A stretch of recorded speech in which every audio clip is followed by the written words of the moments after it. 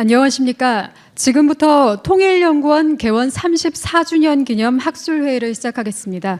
저는 오늘 학술회의 진행을 맡은 통일연구원 연구기획부장 김태원입니다.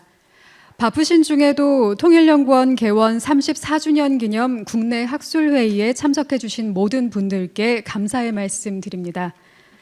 통일연구원은 한반도 평화와 통일에 대한 제반사항을 체계적으로 연구 분석해 국가의 통일 및 대북정책 수립에 기여하고자 1991년 4월 9일 개원했습니다. 올해로 개원 34주년을 맞이해 트럼프 2.0 시대 한반도 통일을 그리다라는 주제로 학술회의를 준비했습니다. 오늘 학술회의는 총 2개의 세션으로 운영될 예정이며 학술회의가 종료될 때까지 많은 관심과 참여를 부탁드립니다.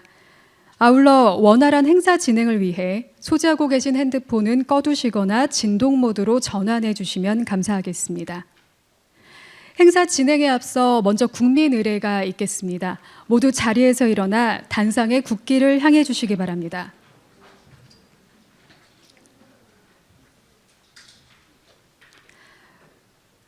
국기에 대하여 경례.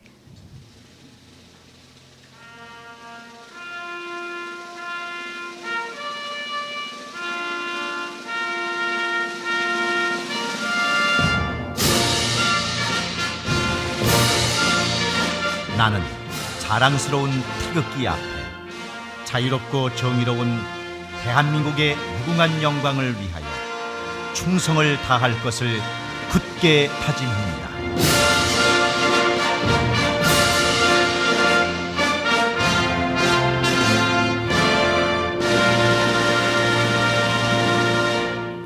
바로 애국가는 1절만 제창하겠습니다.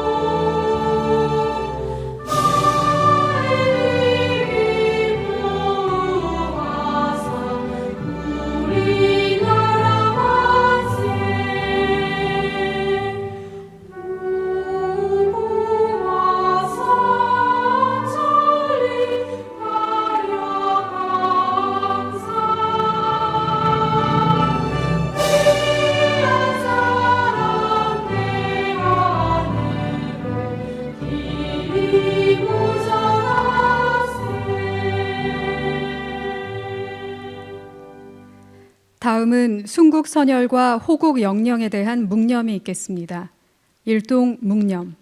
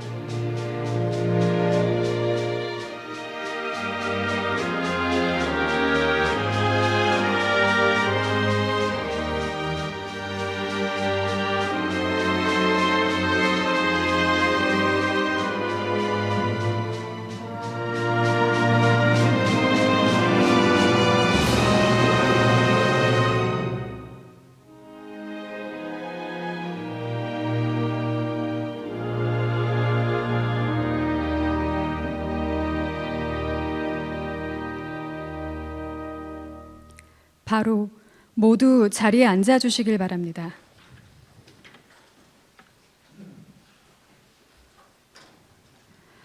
그럼 지금부터 개회식을 시작하겠습니다. 먼저 김천식 통일연구원장님의 개회사가 있겠습니다. 큰 박수로 김천식 원장님을 모시겠습니다.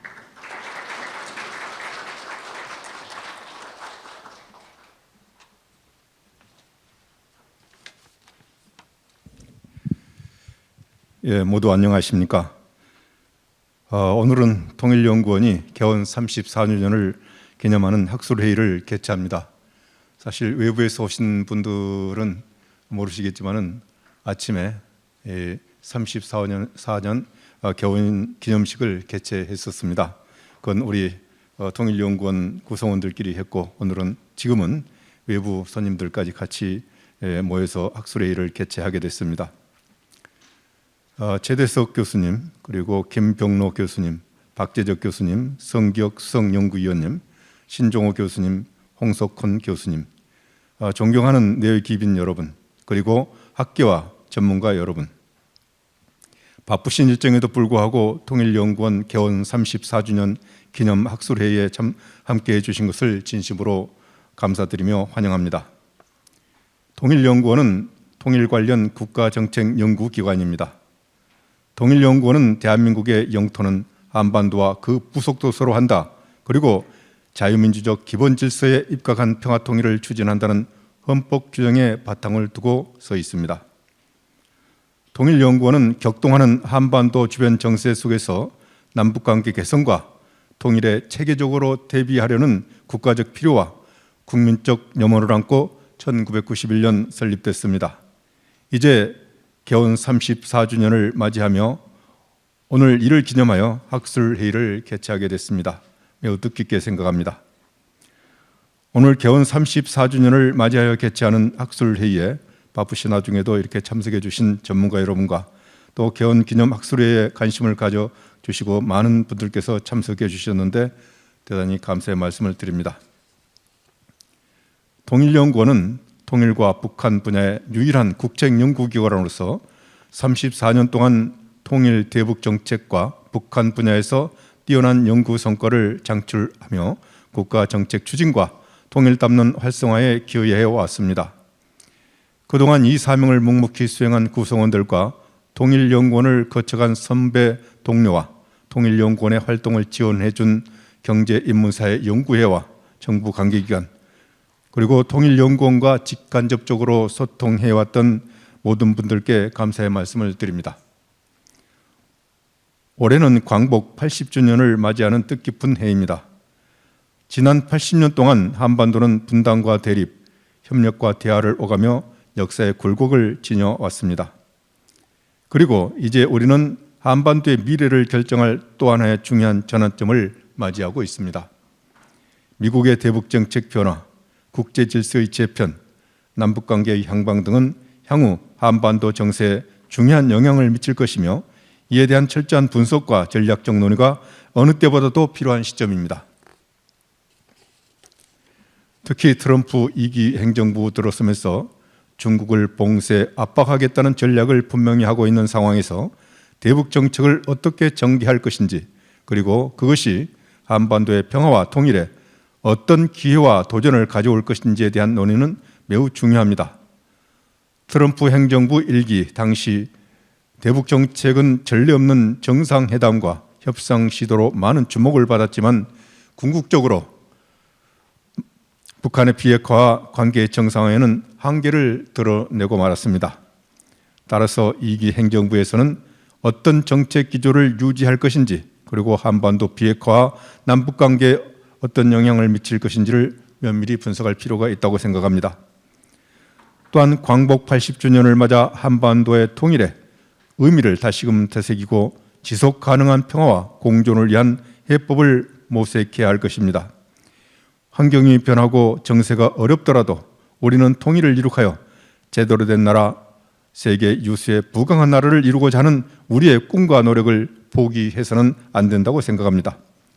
한반도의 미래는 단순히 남북 간의 문제를 넘어 국제사회의 관심과 협력이 필수적인 글로벌 이슈가 됐습니다.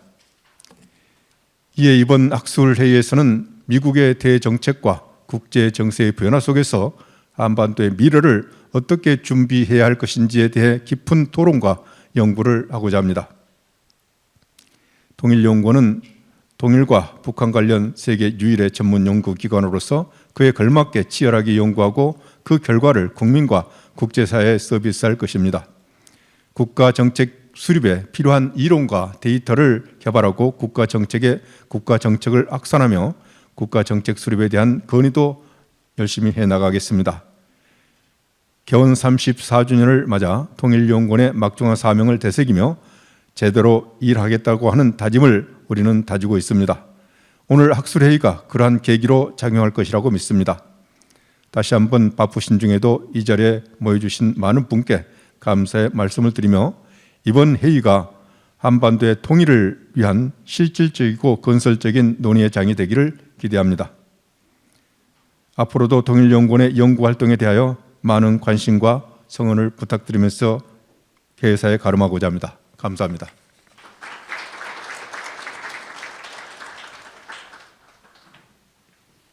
고맙습니다. 이것으로 개회식을 마치겠습니다.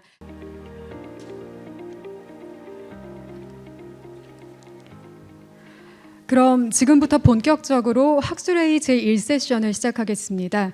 1세션은 트럼프 2기 행정부와 대북 통일 정책, 기회인가 도전인가를 주제로 총 5분의 패널께서 토론을 진행해 주시겠습니다. 본 세션은 이상신 통일연구원 통일정책연구실장께서 좌장을 맡아주시겠습니다. 그럼 이상신 실장님께 마이크를 넘기도록 하겠습니다. 큰 박수로 맞이해 주시기 바랍니다. 예, 오늘 첫 패널 사회를 맡게 된 통일정책연구실장 이상신입니다. 오늘 오전에도 애국가를 한번 부르고 오후에도 애국가를 2번 불렀는데 고등학교 졸업 이후에 이렇게 하루에 오전 오후로 애국가를 2번 부르는 경험이 참 새롭습니다. 예, 오늘 저 반가운 분들을 많이 모셨습니다. 본격적으로 세션을 시작하기 전에 앉은 게 좀 마이크가 조금 머네요. 제가 앉은 자리를 제가 순서대로 소개를 좀 드리겠습니다. 그 홍석훈 국립창원대학교 교수님께서 와주셨습니다.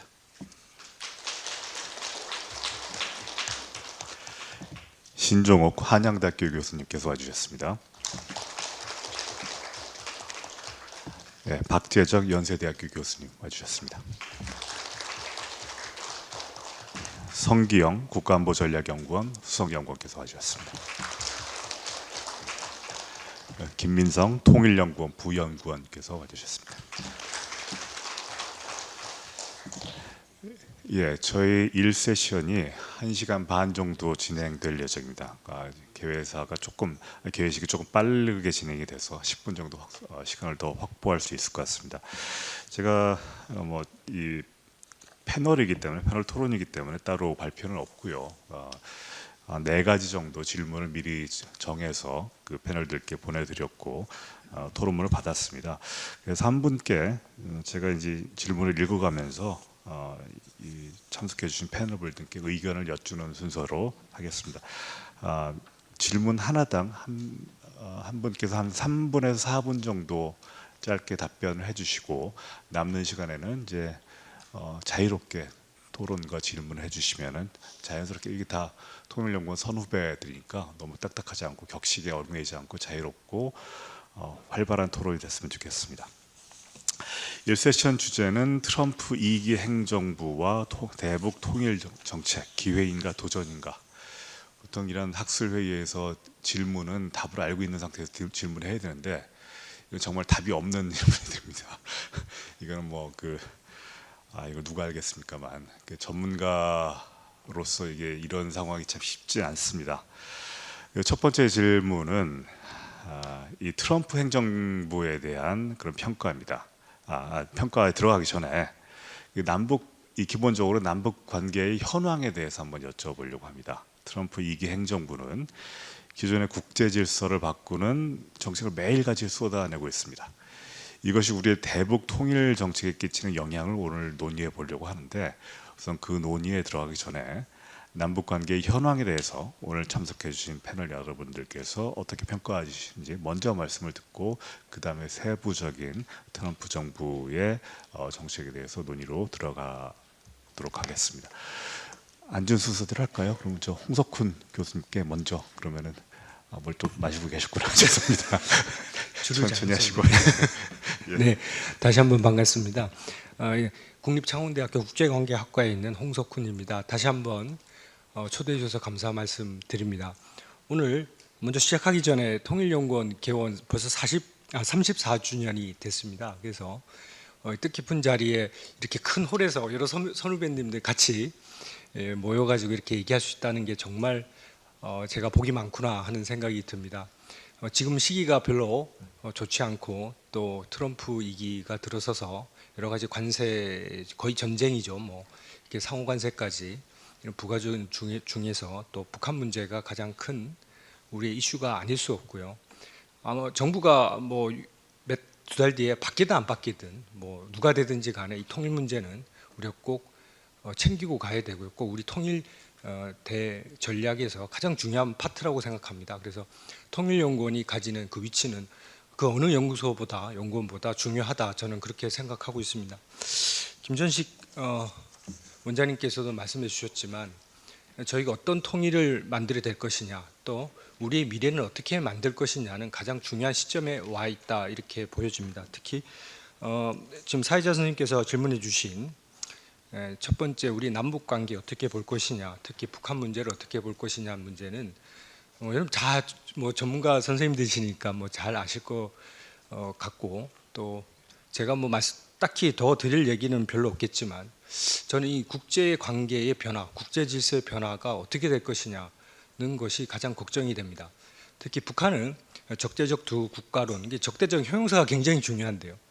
이 적대적 두 국가론이라는 것은 정말 이 통일을 완전히 부정하고 이제 다른 나라로 가자, 이제 남이다, 이렇게 주장하고 있고, 거기에다가 러시아 파병뿐만 아니라 북한에게는 가장 유리한 국제 정세가 아닌가.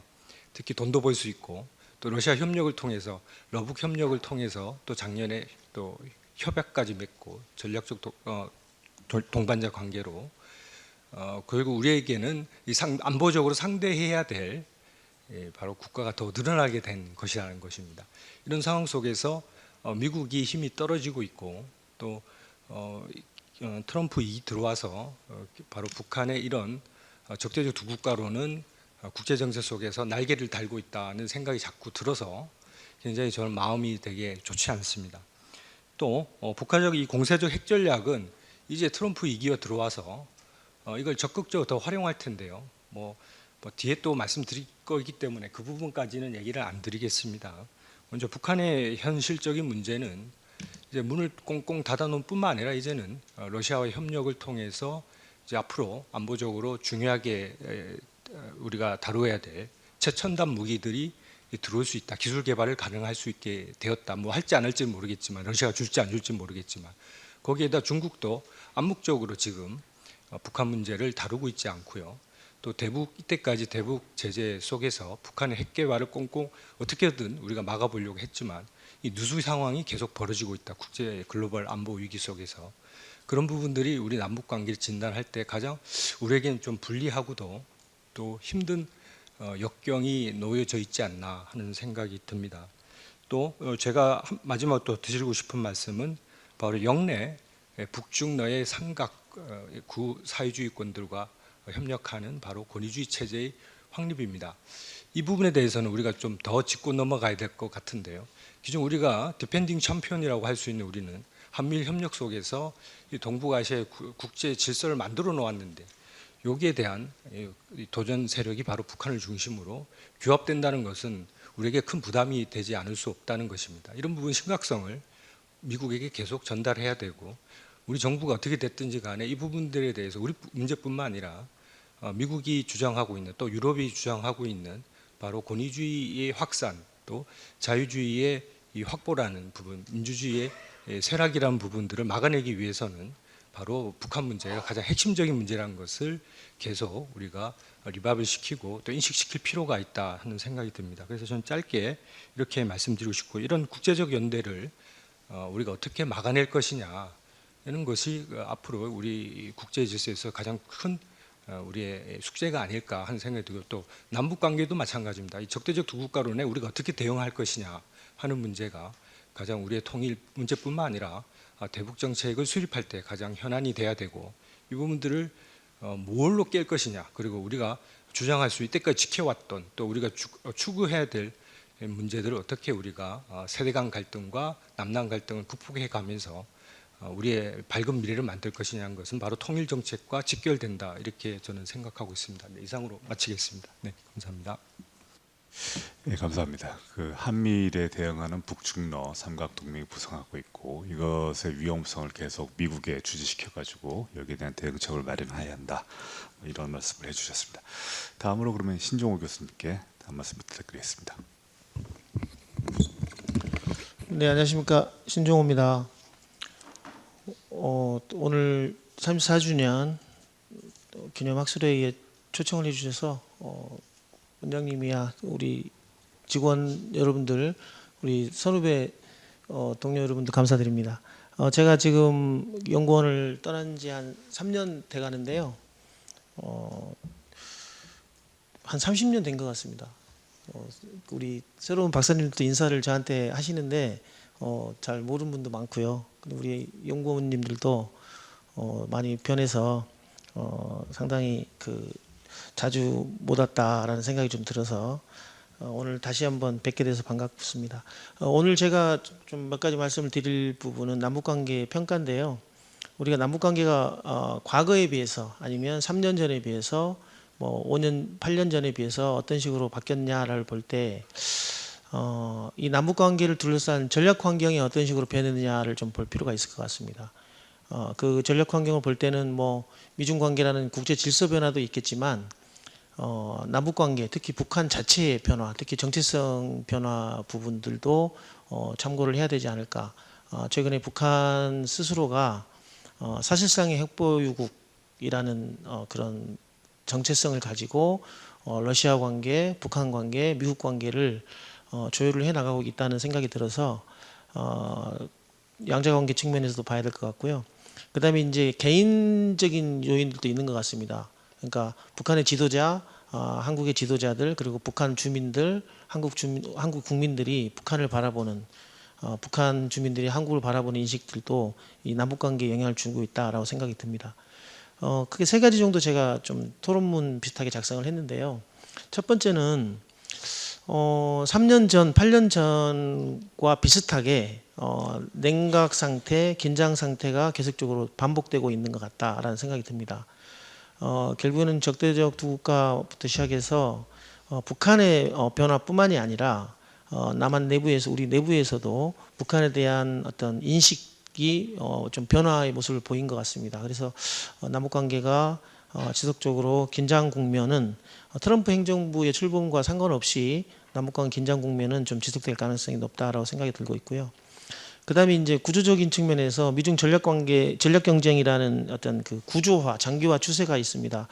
아마도 특히 미국은 중국과의 경쟁을 아예 상수로 놓고 경쟁에서 이기기 위한 다양한 전략적 조치들을 취하고 있습니다. 기술 봉쇄도 있고요, 경제적 디커플링, 디리스킹 다 있는데 이러한 미중 간의 일종의 경쟁 혹은 갈등이 북한의 중국이나 러시아에 대한 의존도를 좀 심화시키고 있다라는 측면에서 이 남북 관계에 영향을 줄 가능성이 높다는 겁니다. 특히 이제 작년, 재작년에 있었던 북러 관계 밀착이 결국에는 남북 관계에도 일정 부분 영향을 주고 있기 때문에 우리는 한미일 협력이라는 측면도 존재하지만 북중러 간의 어떤 경쟁 혹은 대립 구도 속에서 우리가 남북관계를 위해서, 개선을 위해서 관리를 해야 되는 도전도 상당히 많다라고 두 번째 생각을 하고 있습니다.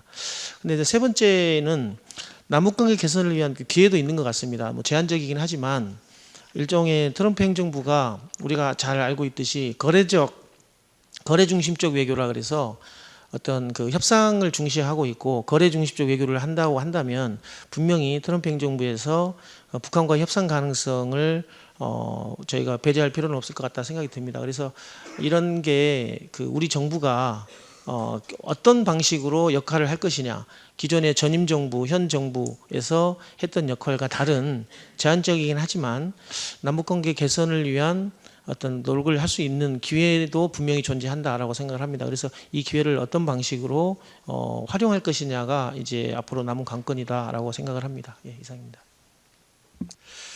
예, 다양하게 말씀을 많이 해주셨습니다. 그래서 국제주의 질서가 다극 혹은 심지어 무국 체제로까지 전환이 가속해야 될 것이다라고 이렇게 토론문에 써주셨고, 이건 제가 나중에 한번 질문을 드리고 싶은데,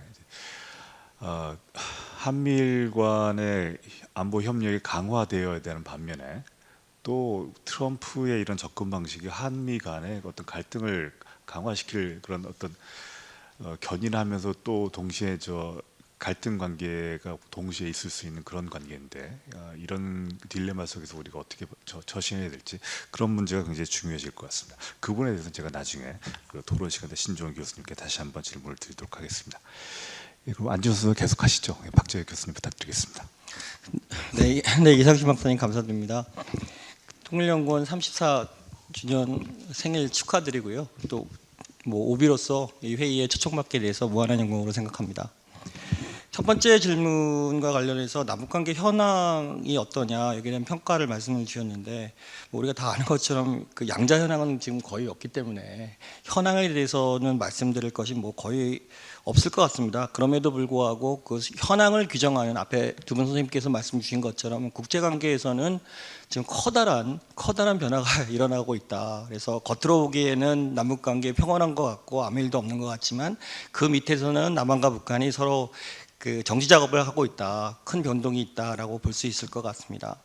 대표적인 것이 뭐 미중 관계인데요. 미국이 지금 뭐 너띵 반 중국이기 때문에 무조건 중국에 대한 압박이기 때문에 그것이 이제 남북 관계에 어떤 영향을 미칠까에 대한 좀 생각을 좀 해보는 것이 좀 필요할 것 같고요. 뭐 대표적인 것이 지금 언론에서 보도되는 것처럼 그 주한미군의 전략적 유용성을 미국이 강력하게 요구한다면 이게 남북관계에 어떻게 표장을 미칠까에서 주목할 필요가 있는데요.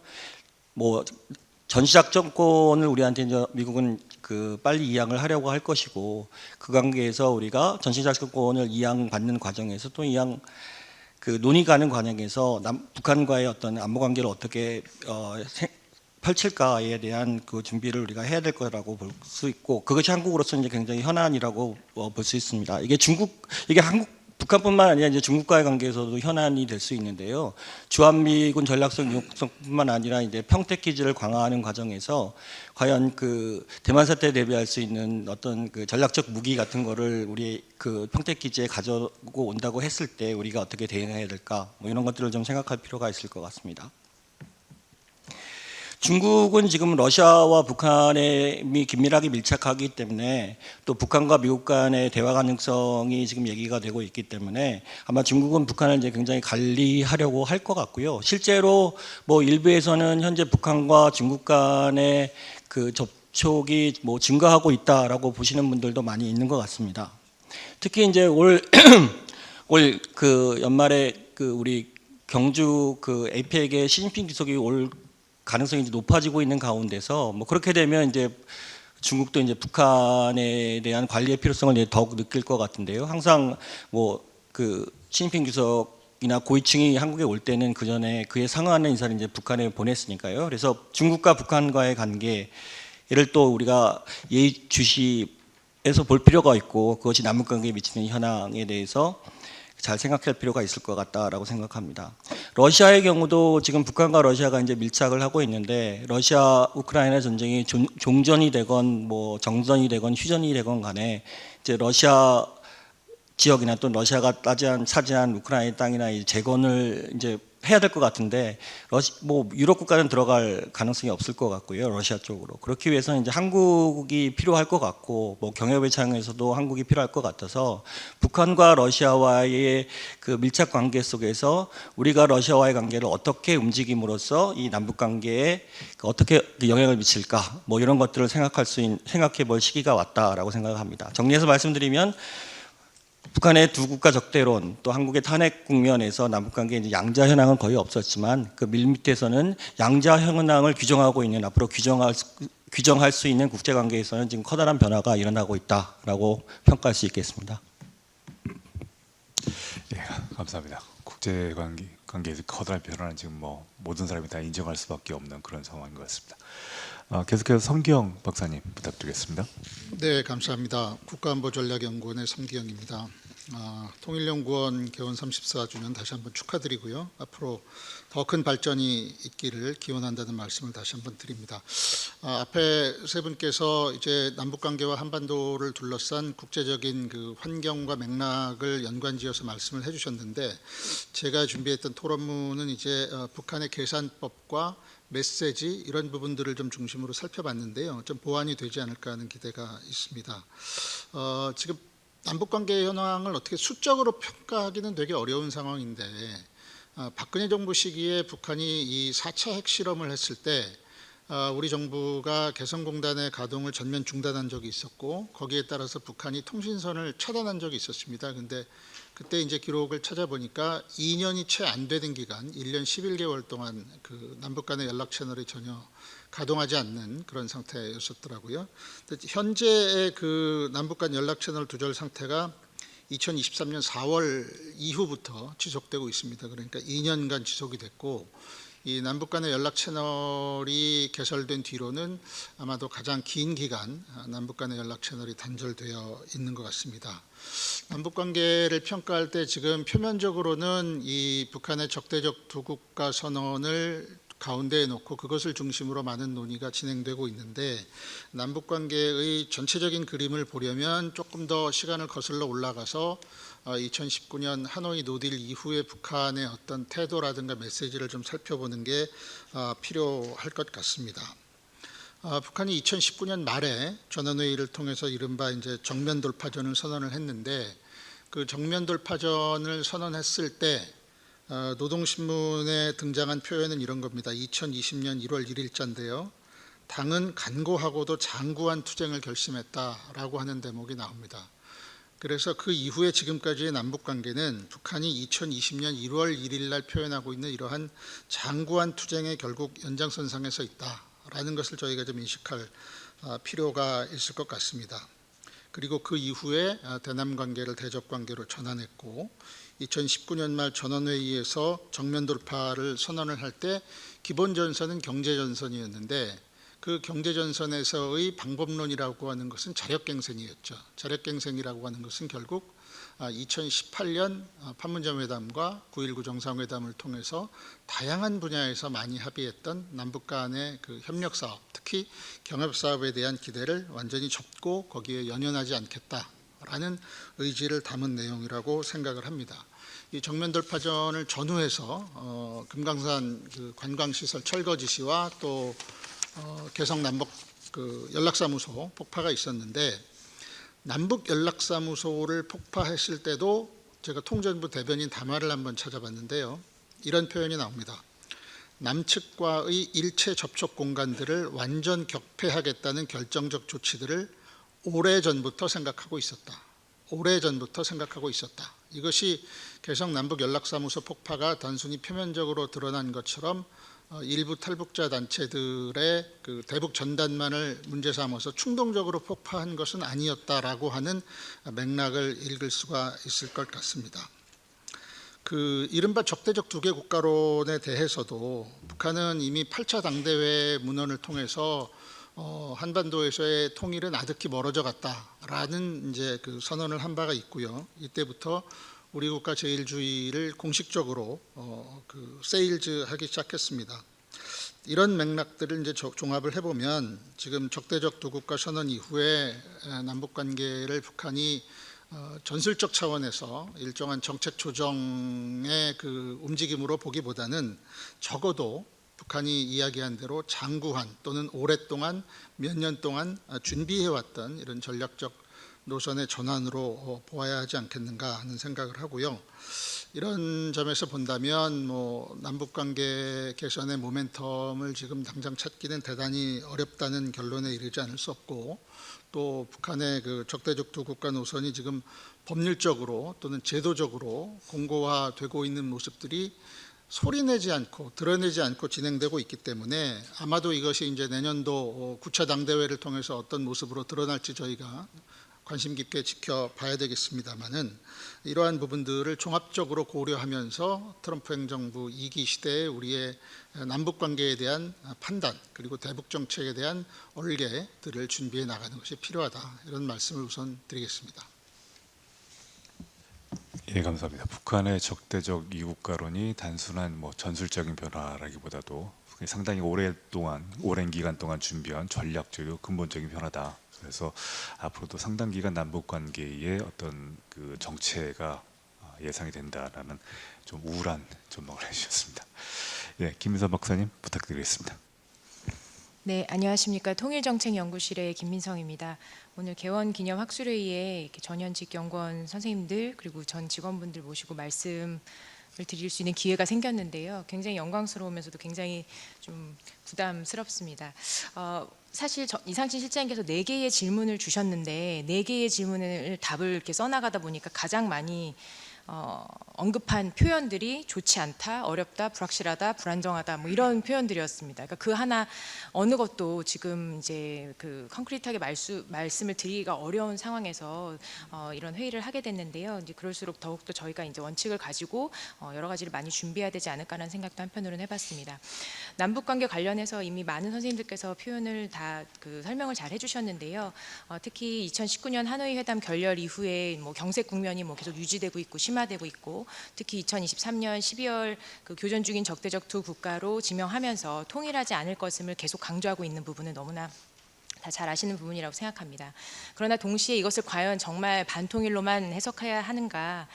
노동신문이나 이런 것들을 읽어보면 동시에 영토 완정에 대한 의지, 즉 그 통일에 대한 다른 방향성과 다른 방법에 대한 것들은 또 계속해서 언급을 하고 있기 때문에 북한의 이야기를 단순히 반통일로만 이렇게 좀 단순화시키는 것은 좀 무리가 있다. 그리고 북한은 한국에 어떤 정부가 들어와도 이러한 기조가 달라지지 않을 것이기 때문에 한국과는 대화하지 않을 것이고 특히 인도주의적 지원이라는 어떻게 보면 협력의 보루라고 할 수 있는 그런 부분도 지금 거부하는 상황입니다. 이런 것들 지난 몇 년간 이런 것들을 좀 봤을 때 북한은 스스로를 둘러싼 대내외 환경을 평가하고 별개의 국가로서 살겠다는 단순히 뭐 반민족 반통일 외에도 이것을 좀 기능적으로 별개의 국가로서 살겠다는 이것을 좀 기능적으로 활용하고 있는지 우리가 좀 볼 필요가 있겠다는 생각이 들었습니다. 특히 3가지 부분을 좀 생각을 하고 있는데요.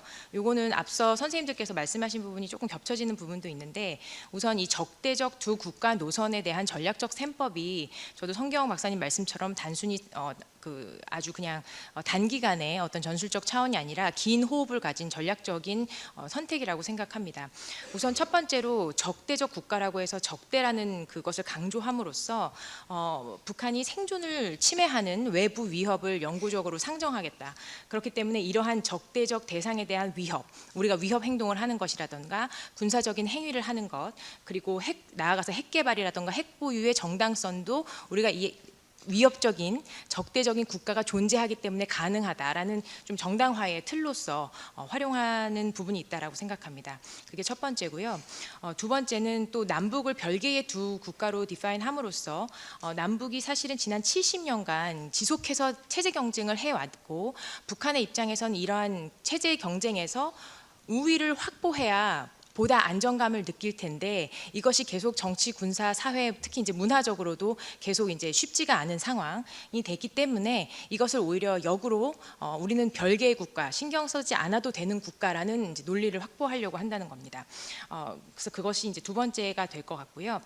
세 번째로는 마지막으로 별개의 국가로서 우리는 남한과 다른 별개의 국가로서 스스로 군사적 외교적 행보를 강화하고자 한다는 것입니다. 우리가 이제 최근에 봤던 러북 조약부터 러북 밀착 같은 경우도 마찬가지고 뭐 브릭스에서의 활동이라던가 유엔에서의 그런 그 권위주의적 그 연대 같은 것이라던가 미 제국주의에 대한 비판 같은 것들도 외교적인 목소리를 계속해서 키움으로써 우리도 외교적인 역량을 가지고 있고 이러한 역할을 할 것이다라는 것을 어필하고 있는 것입니다.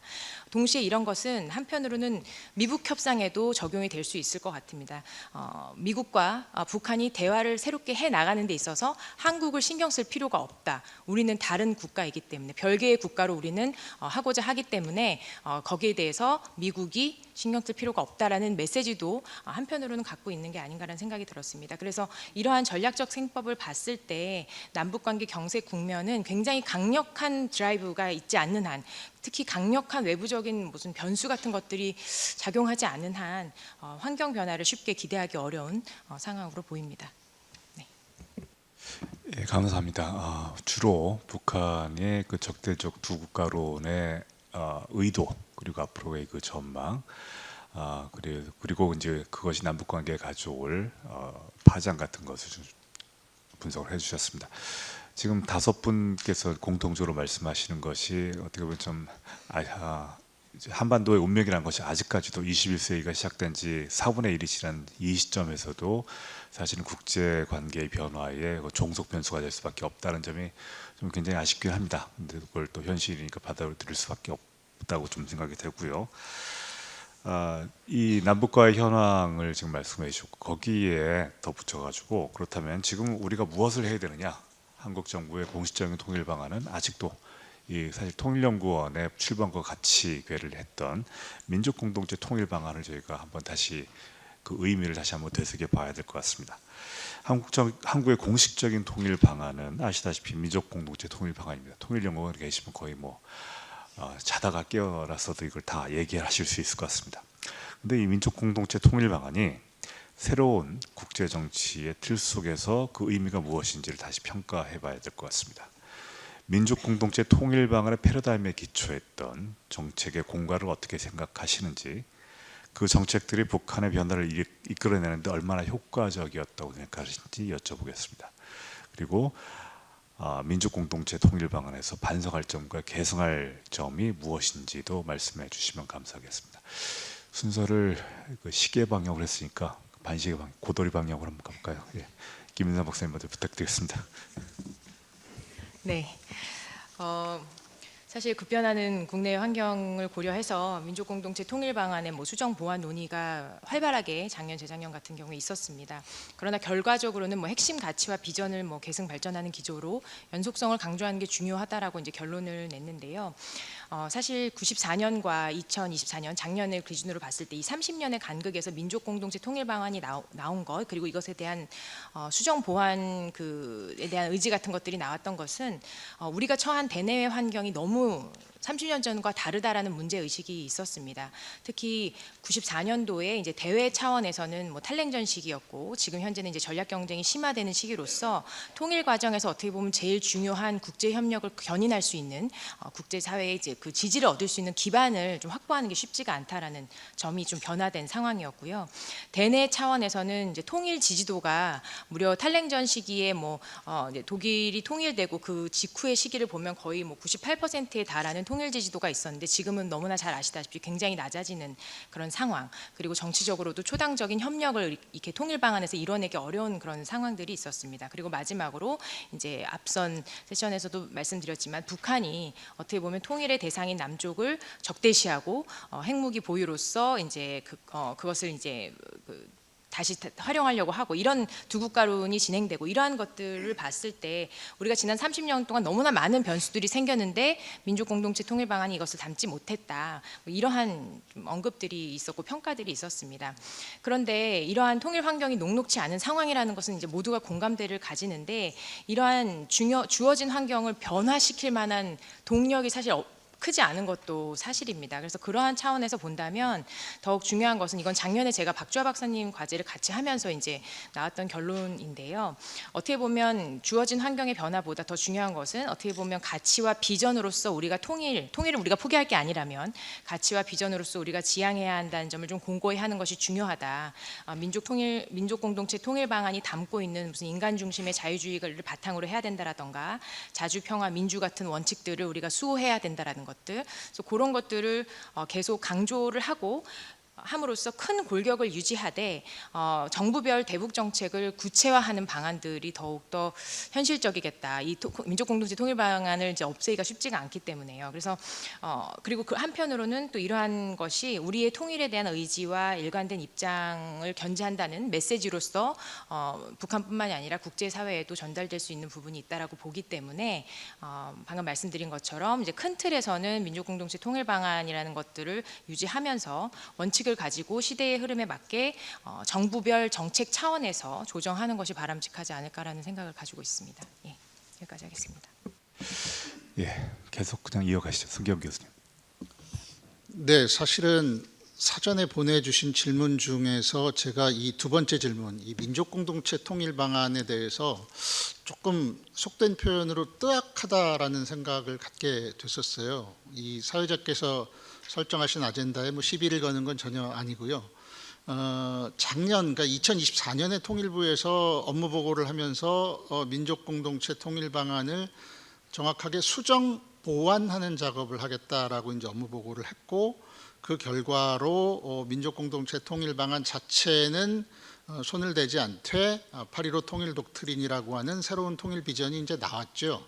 근데 지금 8.15 통일 독트린에 대해서 이야기할 상황이 아니라는 판단이 있을 수도 있는데, 1라운드에서 저희가 남북관계에 대해서 굉장히 비관적인, 그리고 가변성이 굉장히 많고 불확실성이 높다라고 하는 인식들을 공유했는데, 민족공동체 통일 방안을 지금 얘기해야 되는 상황이 조금 뭐 어색하다는 느낌이 있기는 있습니다. 그러나 이제 그 보내주신 그 질문의 요지에 맞게 제 생각을 조금 정리해서 말씀을 드리면요, 우선은 그 민족공동체 통일 방안의 공과 하나의 뭐 정책으로서 이게 이행된 적이 없기 때문에 공을 평가하기도 어렵고 과를 집어내기도 어려운 상황일 거라고 저는 생각을 합니다. 그리고 이것이 북한의 유의미한 변화를 이끌어냈다는 징표도 저희는 아직 갖고 있질 못합니다.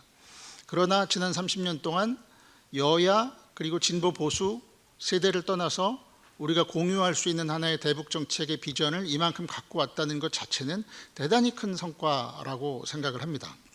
그런데 이제 하나 아쉬운 것은 민족공동체 통일 방안 이야기를 할 때 세 가지의 이제 축이 있습니다. 첫 번째는 통일의 철학과 원칙이고, 두 번째는 통일의 과정, 세 번째는 통일의 미래상, 이렇게 되어 있는데, 우리는 이 주로 통일의 과정을 중심으로 그동안 민족공동체 통일 방안에 대한 많은 논의가 전개되어 오지 않았나 하는 아쉬움이 있습니다. 물론 이제 그도 그럴 것이, 이 민족공동체 통일 방안이 출현했을 때의 그 국내외적 환경이라고 하는 것이 냉전이 끝나고 남북 기본 합의서가 발효되어서 남북 간의 다양한 분야의 교류 협력이 이어질 것을 전제로 해서 만들어진 것이기 때문에, 이런 이제 기능적 프로세스가 설계된 것은 뭐 충분히 이해할 수 있는 일이었고, 사실 평화적 합의 통일이라고 하는 그 명분의 기초에서 본다면 민족공동체 통일 방안만큼 뭐 흠잡을 데 없는 그런 또 논리적 구조를 갖고 있는 것도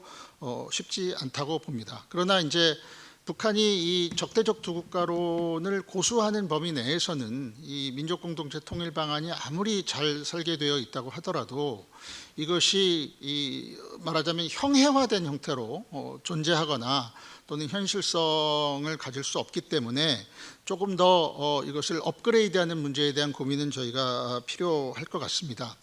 근데 아까 제가 이제 뭐 너무 과정을 중심으로 해서 논의가 된 측면이 있다라고 말씀을 드렸는데, 민족 공동체 통일 방안에서 이야기하는 통일 미래상을 보면 거기에 민족 구성원 모두가 주인이 되며 민족 구성원 개개인의 자유와 복지와 인간 존엄성이 보장되는 선진 민주국가, 이렇게 통일 미래상을 설정을 하고 있습니다. 사실 그 통일 방안을 논의를 할 때 그 우리 헌법 4조에 나와 있는 이 자유민주적 기본 질서에 입각한 평화 통일이라고 하는 어찌 보면 당연한 대목이 종종 그 정치적 논쟁에 휩싸이는 경우가 있습니다. 사실 이 자유라는 그 단어가 갖는 그 어떤 정치적 그 오염, 이런 것 때문에 그런 건데요. 그 민족공동체 통일 방안에서도 이러한 그 자유와 복지와 인간 존엄성을 우리가 이미 30년 전에 강조하고 있었다라고 하는 것을 다시 한번 환기할 필요는 저는 있다고 봅니다. 그리고 이 조항 자체가 1987년 그 60민주항쟁의 결과로 여야 간 합의에 의해서, 구차 개헌이죠. 이 직선제 개헌을 할 때 여야 간 합의에 의해서 들어간 조항이고, 그 뒤에 여러 경로를 통해서 뭐 국회의 그 개헌특위라든가 또는 문재인 정부 시절에는 이제 정부에서 내놓은 개헌안이 있었죠. 그런 여러 가지 개헌안에서도 이 헌법 4조의 자유민주적 기본 질서라고 하는 것은 뭐 논란의 여지가 없었고요. 또 자유민주적 기본 질서를 구성하는 요소가 어떤 것들이냐라고 할 때도 뭐 우리는 몇 가지 그 레퍼런스를 갖고 있습니다. 제일 이제 확실하게 우리가 이야기할 수 있는 것은 헌법재판소의 판결을 통해서 헌법 4조에서 이야기하고 있는 자유민주적 기본질서가 어떤 요소를 의미한다라고 하는 것이 헌법재판소의 판결로 나와 있는 것이죠. 그래서 이런 부분들을 다시 한번 확인할 필요가 있다는 생각이 들고요. 통일의 철학과 원칙과 관련해서도 지금 이제 자주평화민주라고 하는 민족공동체 통일 방안의 3대 원칙이 있는데, 이것도 조금 젊은 세대들 그리고 앞으로 미래지향적인 세대들의 통일에 대한 공감대를 조금 더 넓게 확대해 가기 위해서는 자유평화 번영과 같은 그 가치들에 우리가 조금 더 주목할 필요가 있다. 그래서 이것은 뭐 제가 다른 그 용역을 하면서 써본 이제 하나의 우리 통일의 미래상에 대한 문장인데요. 남북한 주민이 함께 자유롭고 평화로운 삶을 누리면서 번영을 위해 도약하는 선진적 통일 국가의 실현, 이러한 또는 이와 유사한 그런 좀 새로운 비전을 우리 통일 방안에 내세우면서 국내 오디언스들과 먼저 공유하고 공감대를 확보하는 작업이 선행되어야 한다, 이런 말씀을 드리겠습니다. 네, 감사합니다.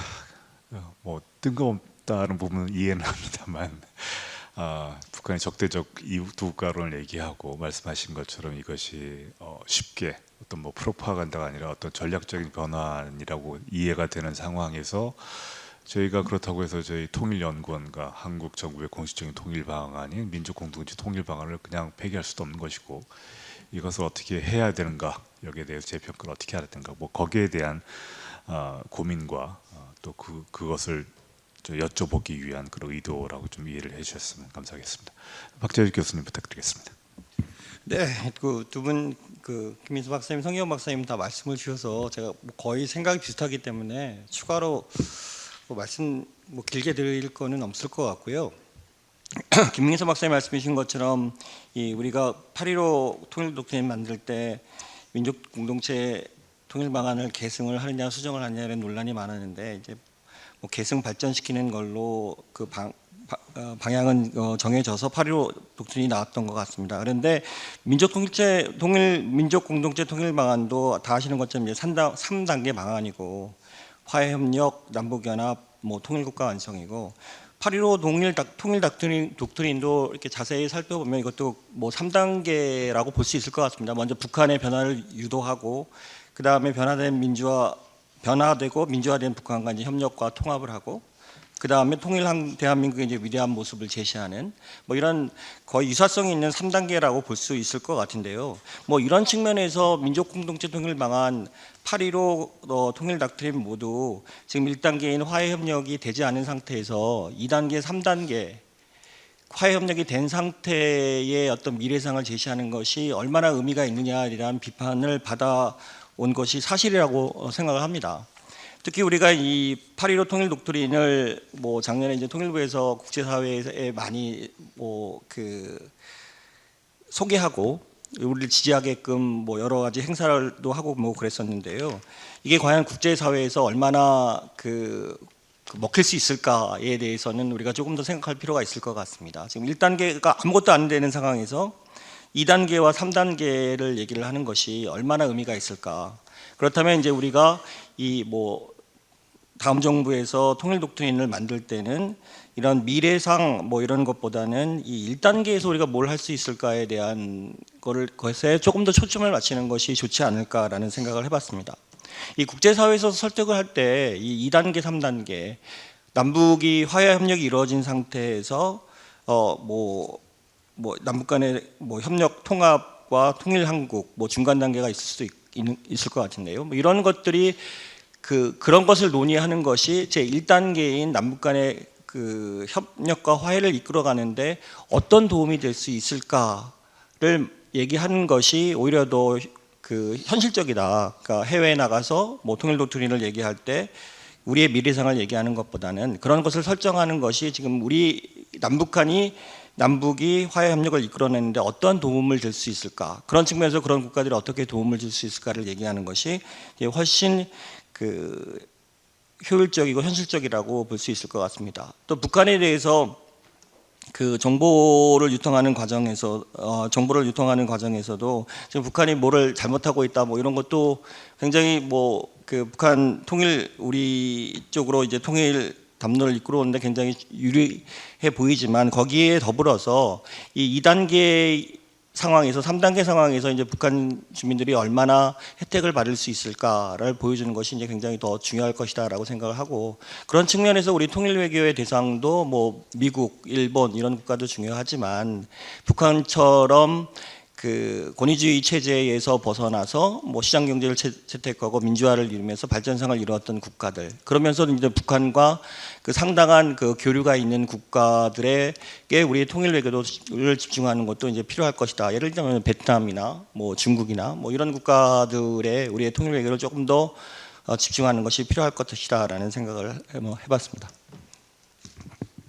예, 감사합니다. 방금 지금까지 토론이 한국의 입장에서는 한미일 외교, 안보 협력까지만 얘기해 주셨는데 지금 민족 공동체 통일 방안을 위해서는 북한과의 관계가 좋은 다른 나라들과의 그 통일 외교의 중요성까지도 말씀해 주신 것이 중요하다고 생각합니다. 신정우 교수님 그럼 부탁드리겠습니다. 네, 사실 이 분야는 뭐 제가 깊숙하게 들여다보지 않은 분야이긴 한데요.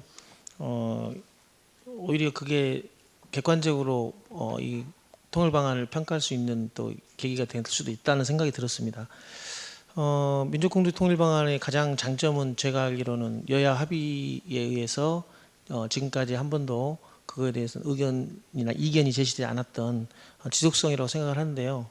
문제는 이제 이게 실제로 실행되는 과정이나 적용하는 과정에서 그 장점이 오히려 이제 약점 내지는 도구로 작용했던 그러니까 여야가 대북 정책, 통일 정책을 실행하는 과정에서 갈등이라든가 의견 대립으로 인해서 이게 실질적으로 적용하지 못했다라고 하는 게 좀 뼈아픈 것 같다는 생각이 들고요. 그다음에 이제 보통 우리가 민족공동 통일 방안을 단계로 많이들 이야기하잖아요. 뭐 화해협력 단계, 연합 단계, 통일과 단계로 이야기하는데 저는 물론 그게 실패로 끝났지만 반드시 화해협력 단계에서 머물러 있지는 않았다. 이 단계에 남북연합의 일종의 초보적인 수준이 존재를 하긴 했었다라는 생각은 듭니다. 그게 이제 연락사무소 폭파로 끝났지만 그래서 저는 이게 반드시 이 단계를 거쳐서 그 다음 단계로 넘어가는 그런 사고를 할 필요는 없지 않나 생각을 합니다. 그렇다고 해서 마지막 바로 모든 걸 뛰어넘는 세 번째 단계로 넘어갈 수도 없지만 반드시 화해협력 단계에서 머무를 필요는 없다는 생각이 좀 들었고요. 그 다음에 이제 과연 이게 그러면 벌써 한 30여 년 전에 있었던 통일 방안인데 지금 현재 시점에서 평가를 해보면 몇 가지 점이 우리가 헌법도 그 시대의 변화에 따라서 중요한 부분들을 이제 개정을 해 나가는 것처럼 공동체 통일 방안을 개정을 해 나간다면 뭘 해야 되나라는 생각을 해보면 첫 번째는 이제 우리가 일반적으로 말하는 북한의 변화를 끌어내는데 이 통일 방안이 적합했나라는 생각을 한번 해볼 필요가 있겠다는 생각이 듭니다. 이게 이제 북한이 체제 유지에 대한 의지, 그다음에 핵 개발에 대한 의지, 이게 분명히 존재를 했고 그게 오랜 시간이 지나왔었는데 여기에는 이 공동체 통일 방안이 영향력을 발휘하지 못했다라는 이제 그런 평가를 할 수 있을 것 같습니다. 그다음에 또 하나는 어쨌든 부족한 점을 또 한 가지를 본다 그러면 비핵화 진전이 계속적으로 진행되는 과정에서 이 통일 방안을 연계할 수 있는 방안은 없었나라는 생각. 그러니까 비핵화라는 목표를 달성하는 뿐만이 아니라 남북관계 개선을 동시에 추구를 해왔었죠. 그 과정이 정말 실효성이 있었나라는 부분은 한번 검토가 필요할 것 같다는 생각이 듭니다. 그럼에도 불구하고 지속성의 의미가 있는 것은 여전히 이 방안에서 이야기하는 게 평화적인 통일 원칙이라든가 대화 협상을 통한 통일 방안, 통일 진행 이 부분은 여전히 지속돼야 되고 유지돼야 되는 중요한 그 가치라고 저는 생각을 합니다. 이상입니다. 예, 마지막으로 홍 교수님 부탁드리겠습니다. 네, 제가 마지막인데요. 앞에서 말씀 많이 해주셔서 저도 민족 공동체 통일 방안은 왜 유지되는 걸까? 이 대단한 것 같습니다. 이때까지 합의를 할 수 있을까? 이걸 깨는 합의도 사실 지금 어렵지 않나 하는 생각이 들고요. 맞습니다. 민족 공동체 통일 방안은 제가 봤을 때 굉장히 그 자체로 저는 의의가 있다는 게 바로 여야가 우리가 합의를 해서 이런 통일 방안을 만들었다는 것은 지금의 정치적 현상을 볼 때 과연 이게 있을 수 있는 일인가 하는 생각이 들 정도로 저희 젊은 세대로 갈수록 이 합의라는 개념이 굉장히 힘든 상황이 아닌가, 그런 것들이 좀 씁쓸하게 하는 그런 부분인 것 같습니다.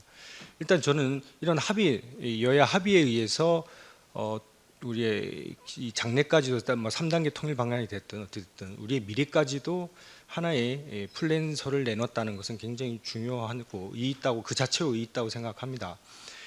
특히 이론적인 측면에서도 기능주의, 신기능주의, 또 군비 통제 이런 여러 가지 그 연구자들의 이런 노력들도 들어가 있지 않나 하는 생각이 들어서 굉장히 뜻깊은 것이라고 생각이 듭니다만은, 그러나 이미 또 시간도 많이 지났고 민족 공동체 통일 방안 그러면 이 젊은 세대들이 민족은 그건 뭐야?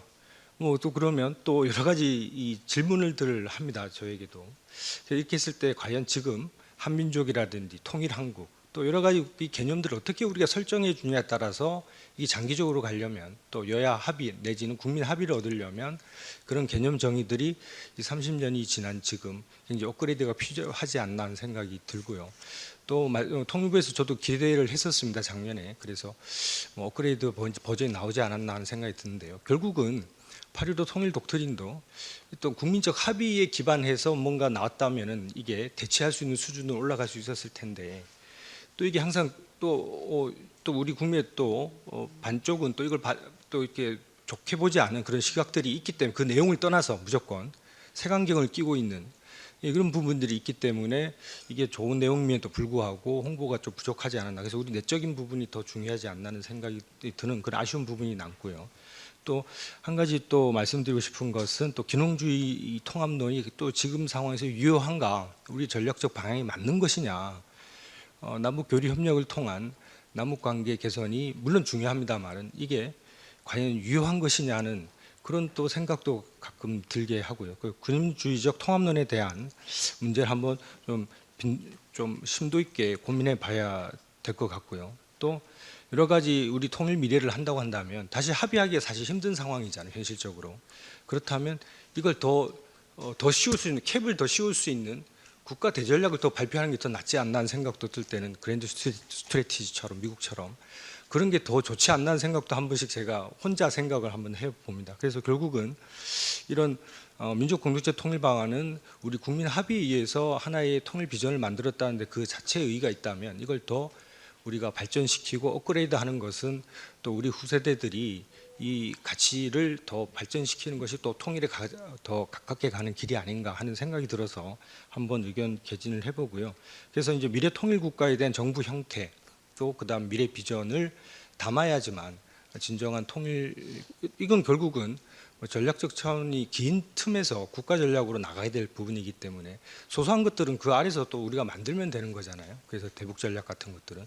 그래서 그런 것들을 미리 좀 더 크게 고민하고 또 개념 규정할 때 이 민족 공동체 통일 방안이 계속 유지되고 앞으로 계속 유지될 것 같습니다. 이걸 합의를 깨려고 해도 합의를 해야 될 텐데 합의가 잘 안 될 것 같아서 또 이런 생각이 들어서 한번 저는 제 의견 한번 개진해 봅니다. 네, 이상입니다.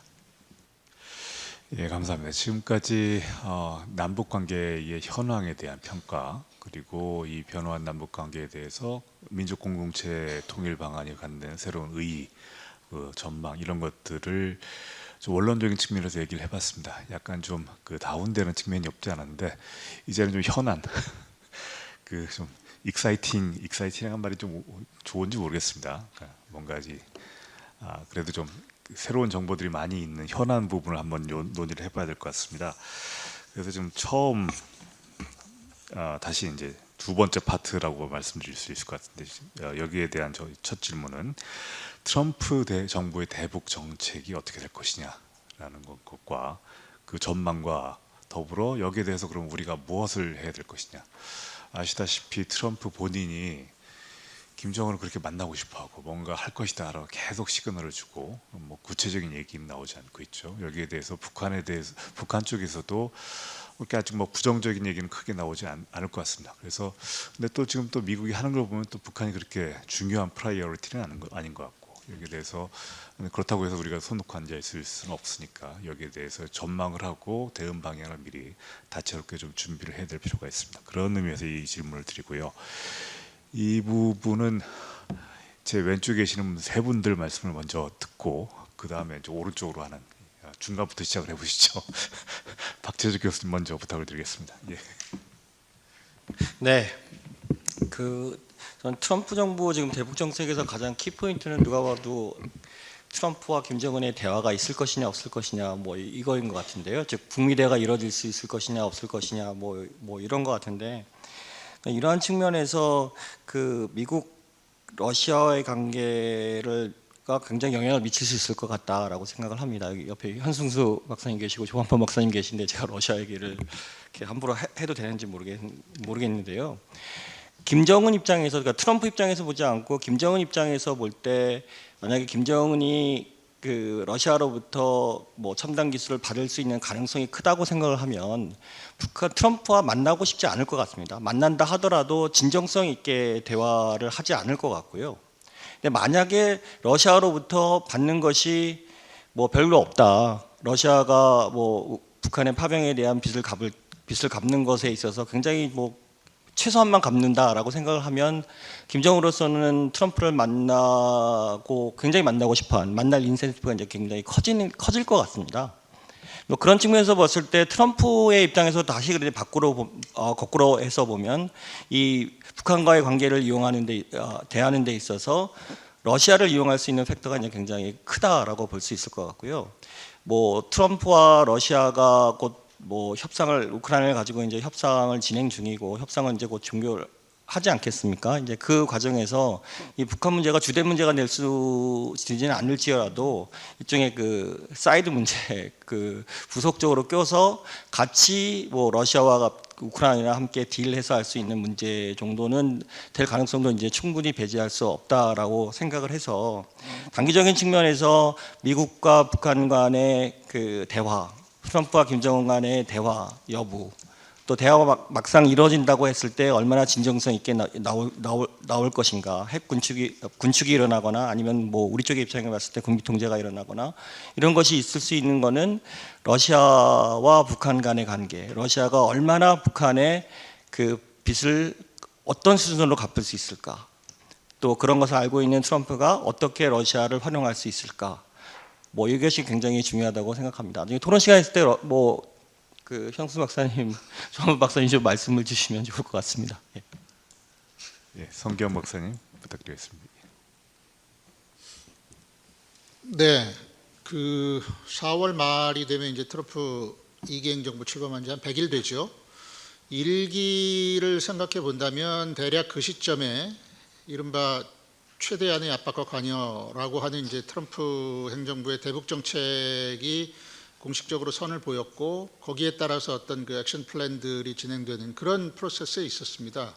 그런데 지금 뭐 잘 아시다시피 트럼프의 모든 관심은 지금 관세 전쟁에 집중되어 있고, 미국 간의 정상회담 얘기가 자꾸 나오는 것은 트럼프 대통령이 맥락 없이 또는 뜬금없이 또는 기자들이 물어볼 때 이 김정은과의 어떤 친밀한 관계와 정상회담 의지를 그 과장해서 이야기함으로써 이것이 자꾸 이제 신문에, 언론에 헤드라인을 장식하는 약간의 버블과 같은 상황이 저는 좀 있다고 봅니다.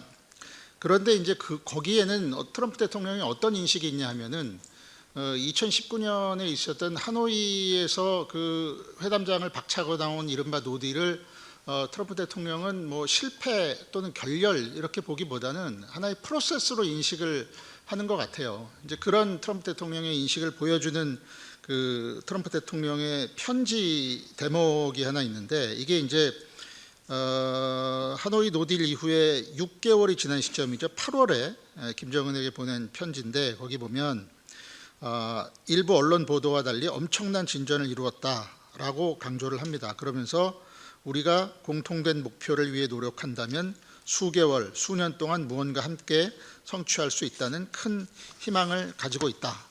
이런 이제 그 표현에서 볼 수 있듯이 트럼프 대통령은 이것을 지금 온고잉 프로세스로 김정은과의 대화는 자신이 원하면 언제든지 할 수 있다라고 하는 그 인식을 바닥에 깔고 있는 것 같고요. 그리고 이제 그 시도 때도 없이 자꾸 그 김정은과의 관계를 이야기하는 데는 이 정치적인 맥락도 한두 가지 저는 깔려 있다고 봅니다. 첫 번째는 나중에 어떤 시점에 미국 간의 협상 그리고 정상회담이 이루어지는 것을 상정했을 때 북한에서 대화의 전제 조건으로 일관되게 지금 얘기하고 있는 것이 이제 대북 적대시 정책 철회이기 때문에 트럼프 대통령의 이런 언급을 통해서 미국은 적어도 트럼프 행정부는 북한에 대해서 적대감을 가지고 있지 않다라고 하는 것을 거듭해서 보여주려고 하는 측면이 하나 있고요. 또 하나는 지금 러시아 우크라이나 전쟁의 종전, 그리고 중동 정세의 안정, 관세 전쟁, 무역 전쟁, 이런 와중에 북한이 어떤 그 한반도 주변 정세를 불안정하게 만들 수 있는 전략적 도발을 하지 못하도록 하는 일종의 그 립서비스를 통한 구두 억제라고 할까요? 이런 측면도 조금 내재해 있다고 보여집니다. 그러나 어떠한 경로를 통해서든 미국 간의 정상회담 또는 협상이 이루어진다고 했을 때 그것이 우리가 바라는 긍정적인 결과로 이어질 것이라는 그 전망은 상당히 저는 어둡다고 보고요. 물론 뭐 미일 정상회담이나 한미일 외교장관 회담 같은 공식적인 양자 다자 정상회담에서 나오는 스테이트먼트들을 보면 북한의 완전한 비핵화, 그리고 대북 억제를 위한 그 각국의 공조 의지, 이런 부분들이 나와 있습니다. 그러나 실제로 트럼프 대통령의 대북 정책에 영향을 미치는 핵심적인 인사들의 발언, 인터뷰, 이런 것들을 보면 예를 들어서 지금 국방부 정책차관을 맡고 있는 엘브리지 콜비 같은 사람은 취임하기 며칠 전에 이제 한국 언론하고 인터뷰를 했는데 실제로 비핵화 목표의 비현실성을 아주 명료하게 얘기를 합니다. 그리고 미국 정책 목표의 핵심은 북한의 본토 타격 능력 제한이다, 이런 이야기를 명시적으로 하죠. 그리고 하나의 이게 가정이기는 하지만 만약에 지금 한국 패싱 이런 이야기를 많이 하는데 미국 간의 직거래를 통해서 정상회담이 이루어지고 어떤 주고받기식 거래가 이루어진다고 했을 때 트럼프 대통령이 미북 협상을 레버리지로 삼아서 북한 또는 한반도에 대한 주변 이해관계국, 중국, 한국, 일본, 이런 나라들이 되겠죠. 이런 나라들을 그 영향을 미치는 또는 압박을 하는 수단으로 활용할 가능성은 없을까? 굉장히 그 불길한 시나리오이기는 합니다만, 그리고 가정의 영역이긴 합니다만, 최근에 트럼프 대통령의 발언들, 그러니까 예를 들면 적국보다 우방이 경제적으로 미국을 훨씬 더 괴롭혀왔다, 이런 과거의 미국 대통령의 입에서 듣기 어려운 이런 그 트럼프 대통령의 인식과 발언들을 보면 그러한 가정적인 상황도 우리가 한 번쯤 생각해 볼 필요가 있다라는 생각을 하고 있고요. 물론 이제 이 미국 간의 정상회담을 촉진하는 요인보다 저는 개인적으로는 제약하는 요인이 훨씬 크다고 생각을 합니다. 첫 번째는 트럼프 일기와 안보 환경이 많이 달라졌다는 거죠. 러시아와 북한의 동맹이 출현했고 그 유엔의 대북 제재가 사실상 무력화되고 있고, 말하자면 트럼프 대통령이 일기에 맥시멈 프레셔 앤 인게이지먼트를 얘기를 했는데 맥시멈 프레셔를 가하기 위한 레버리지나 압박의 수단들을 트럼프 대통령이 지금 상당히 상실한 상태다. 그렇기 때문에 무엇을 가지고 북한의 김정은을 대화의 장으로 끌어들이고 북한의 개방 또는 미국이 바라는 어떤 비핵화 핵동결, 이것을 유도할 것이냐에 대한 질문은 여전히 남아있는 것이라고 생각을 하고요. 그것보다 더 큰 제약 요인은 북한이죠. 북한이 지금 당장 이 트럼프 대통령의 어떤 제2에 응할 그 형편은 아니라고 봅니다. 물론 트럼프 대통령이 김정은과의 정상회담 가능성을 이야기할 때 북한이 뭐 바로바로 반박하지 않고 일단 관망하는 자세를 취하고 있습니다마는 북한의 지금 외교 정책의 가장 큰 목표는 러시아와의 관계를 최대한 끌어올려서 러시아가 주도하는 어떠한 일정한 반미 반서방 세력권의 일원으로 합류하고 그 안에서 북한 역시 일정한 지분을 행사하는, 그럼으로써 북한이 이야기하는 이른바 국제적 지위를 확보하는, 이것에 이제 외교 정책의 초점이 맞춰져 있기 때문에 이러한 그 경로 속에서 섣불리 미북 정상회담에 나설 유의는 없다고 보고요. 좀 더 현실적으로는 올해가 이제 그 21년 당대회 8차 당대회에서 목표를 내세웠던 경제발전, 국방력 발전 5개년 계획을 마무리 짓는 해이기 때문에 적어도 올 한 해는 그 국내적 성과를 마무리 짓는 데에 어떤 에너지, 정책적 에너지를 집중할 것으로 보이고, 내년 이 9차 당대회를 통해서 어떤 전략 노선의 전환이라든가 이런 부분들이 이제 중간선거 이전에, 미국의 중간선거 이전에 미북 정상회담의 가능성을 점치는 중요한 요인이 되지 않을까, 저는 개인적으로 그렇게 전망을 합니다. 예, 김민선 박사님 계속 부탁드리겠습니다. 네. 사실은 지난 항상 정부가 바뀌고 그다음에 미국의 정부가 바뀔 때마다 항상 예측하기 어려운 불확실성의 시대는 늘 있었던 것 같은데 그 불확실성, 불안정성이 항상 존재해 왔지만 이렇게 빠른 속도로 다양한 변수가 있었나라는 생각이 들 정도로 연일 하루 안에도 뉴스가 계속해서 바뀌는 이런 상황이 진행이 되고 있습니다.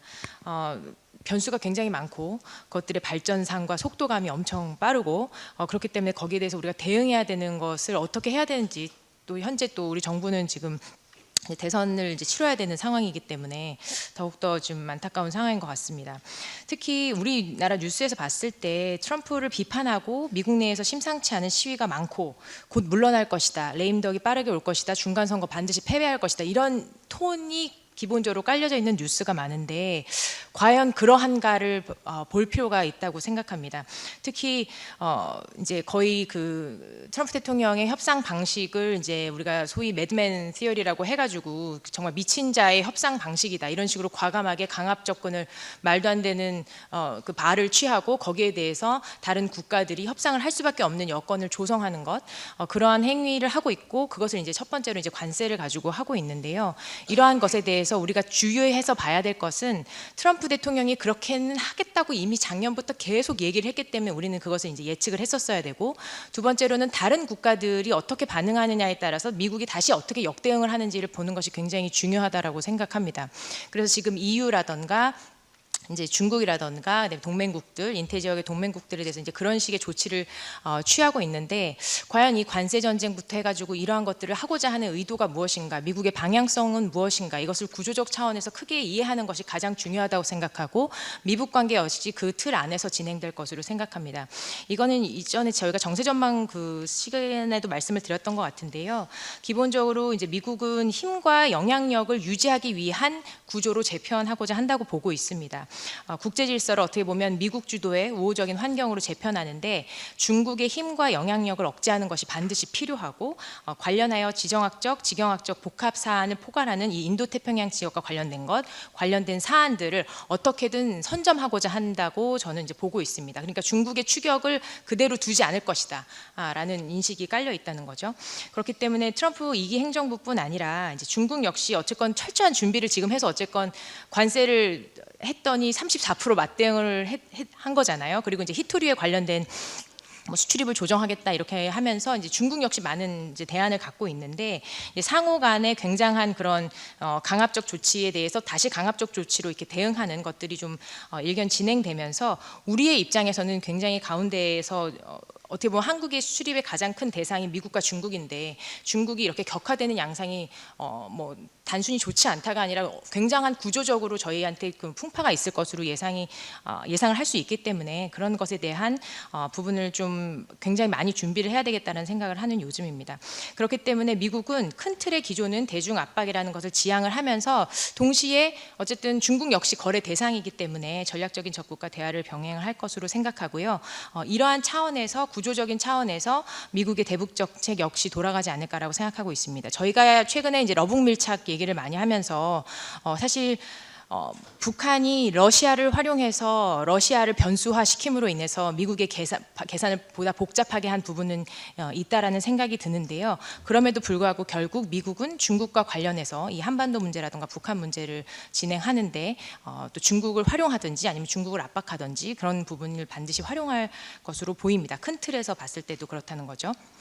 그리고 사실 북한에 대해서 정기영 박사님께서 말씀해 주셨지만 이게 기조라고 대북 정책 정해졌다 기조라고 할 만한 그런 내용들이 사실 크지는 않습니다. 백악관이나 국무부 공식 회담 계기에 나온 북한의 완전한 비핵화를 추구한다는 기조가 있지만, 또 동시에 트럼프 대통령이나 헤그세스 국방부 장관이 뉴클리어 파워로 지칭을 한다던가 아주 혼재가 되어 있는 상태죠. 이러한 것은 여전히 정책 검토 중인 상황으로 메시지가 아직 조율이 되지 않았다라고 평가도 할 수 있겠지만, 동시에 협상 재개를 의도한 부분이 있다. 북한에 대해서 우리는 협상할 의지가 있고, 하지만 우리의 협상 포지션의 그 시작 전략은 북한 비핵화 원칙이다라고 보여주는 부분도 있다라고 해석할 수 있을 것 같습니다. 특히 1기 때 협상에 참여했던 인선들을 많이 등용하고 있는데요. 그리고 이제 빌 해거시 전 그 주독 대사처럼 북한 베네수엘라 특별임무 담당 대사도 지목되어 있고, 그래서 그러한 정황으로 봤을 때 협상 재개의 의지는 높은 것으로 평가를 할 수 있는데, 다만 트럼프 대통령이 여러 가지 상황을 이제 정리하고 정리가 될지는 모르겠습니다만 여러 가지 상황을 이제 진행하는 와중에 북한과의 협상에 대해서 이제 강력한 의지가 있다면 무조건적인 협상이 아니라 당연히 지금 중국에 대해서 하는 것처럼 다른 국가에 대해서 관세를 매기는 것처럼 협상에서 가시적인 성과를 달성하기 위해서 무조건 굉장히 이제 노력을 할 겁니다. 여건을 조성하기 위해서 무조건 노력을 할 거고요. 그러한 과정에서 굉장히 강압적인 접근을 일기처럼 취하거나 아니면 좀 창의적인 접근을 취할 수도 있다고 보입니다.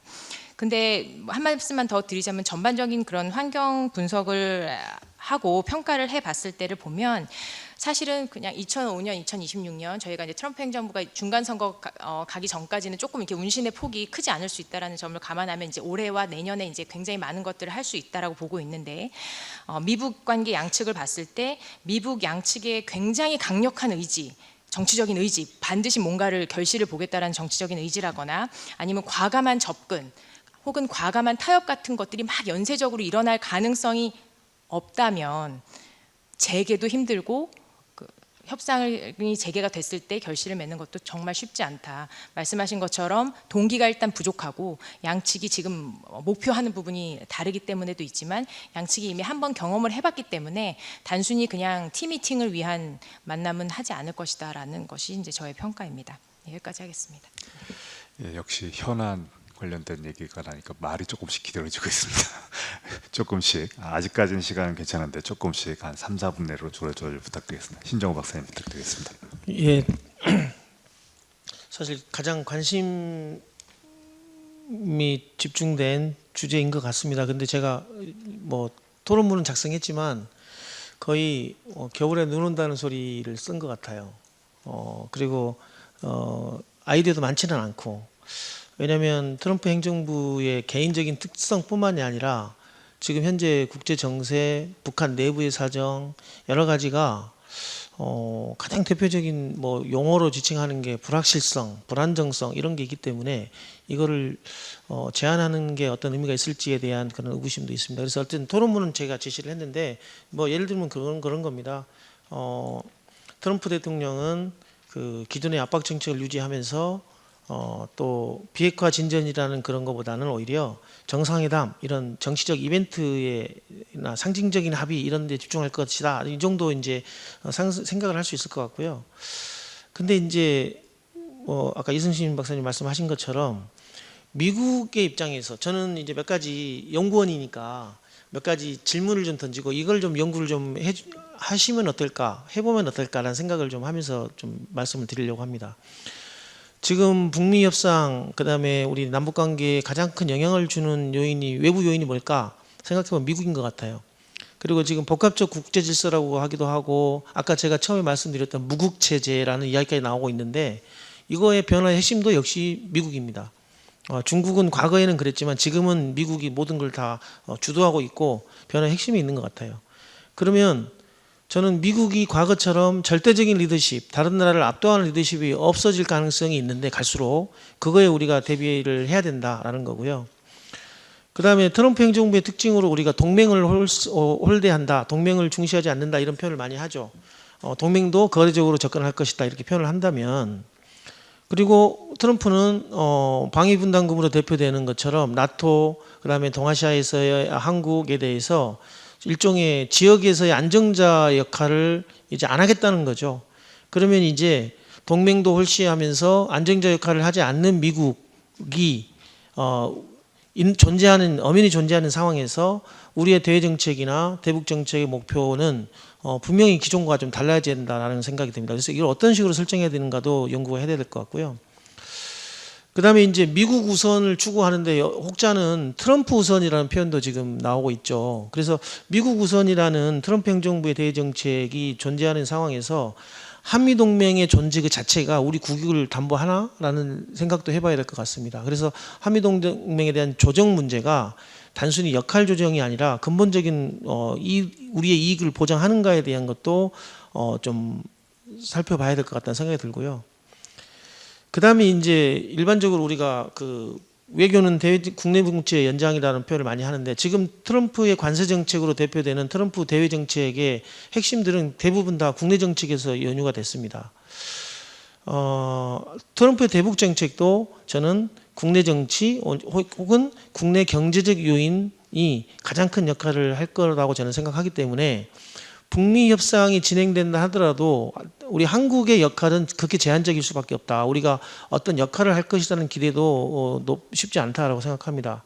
그러면 저희는 북한이라고 하는 국내적인 요인, 북한 내부적인 요인, 그다음에 우리 남북관계의 양자적인 차원, 그다음에 미국의 국내적인 요인에 대한 고려를 좀 더 충분히 해야지 북미 협상에 대한 어떤 전망이라든가 우리의 전략들이 나오지 않을까라는 생각을 좀 하고 있고요.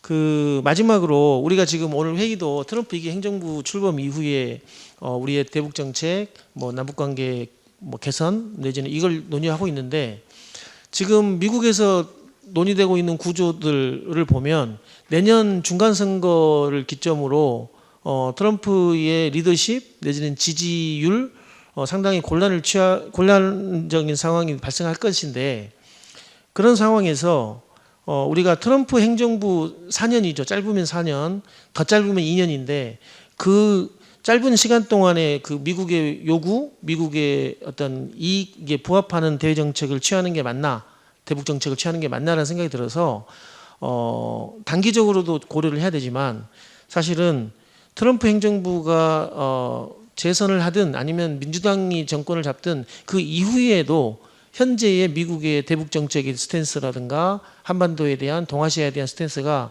지속될 것인지에 대한 생각은 해봐야 될 것 같습니다. 저는 바이든 정부에서 원래 민주당에서 동맹을 중시하는 어떤 입장이 기본적으로 민주당 정부에 있다고 봤는데 반드시 4년 동안 그랬나라는 생각도 하거든요. 결국에는 이름만 바꿨지 그렇게 표현했죠.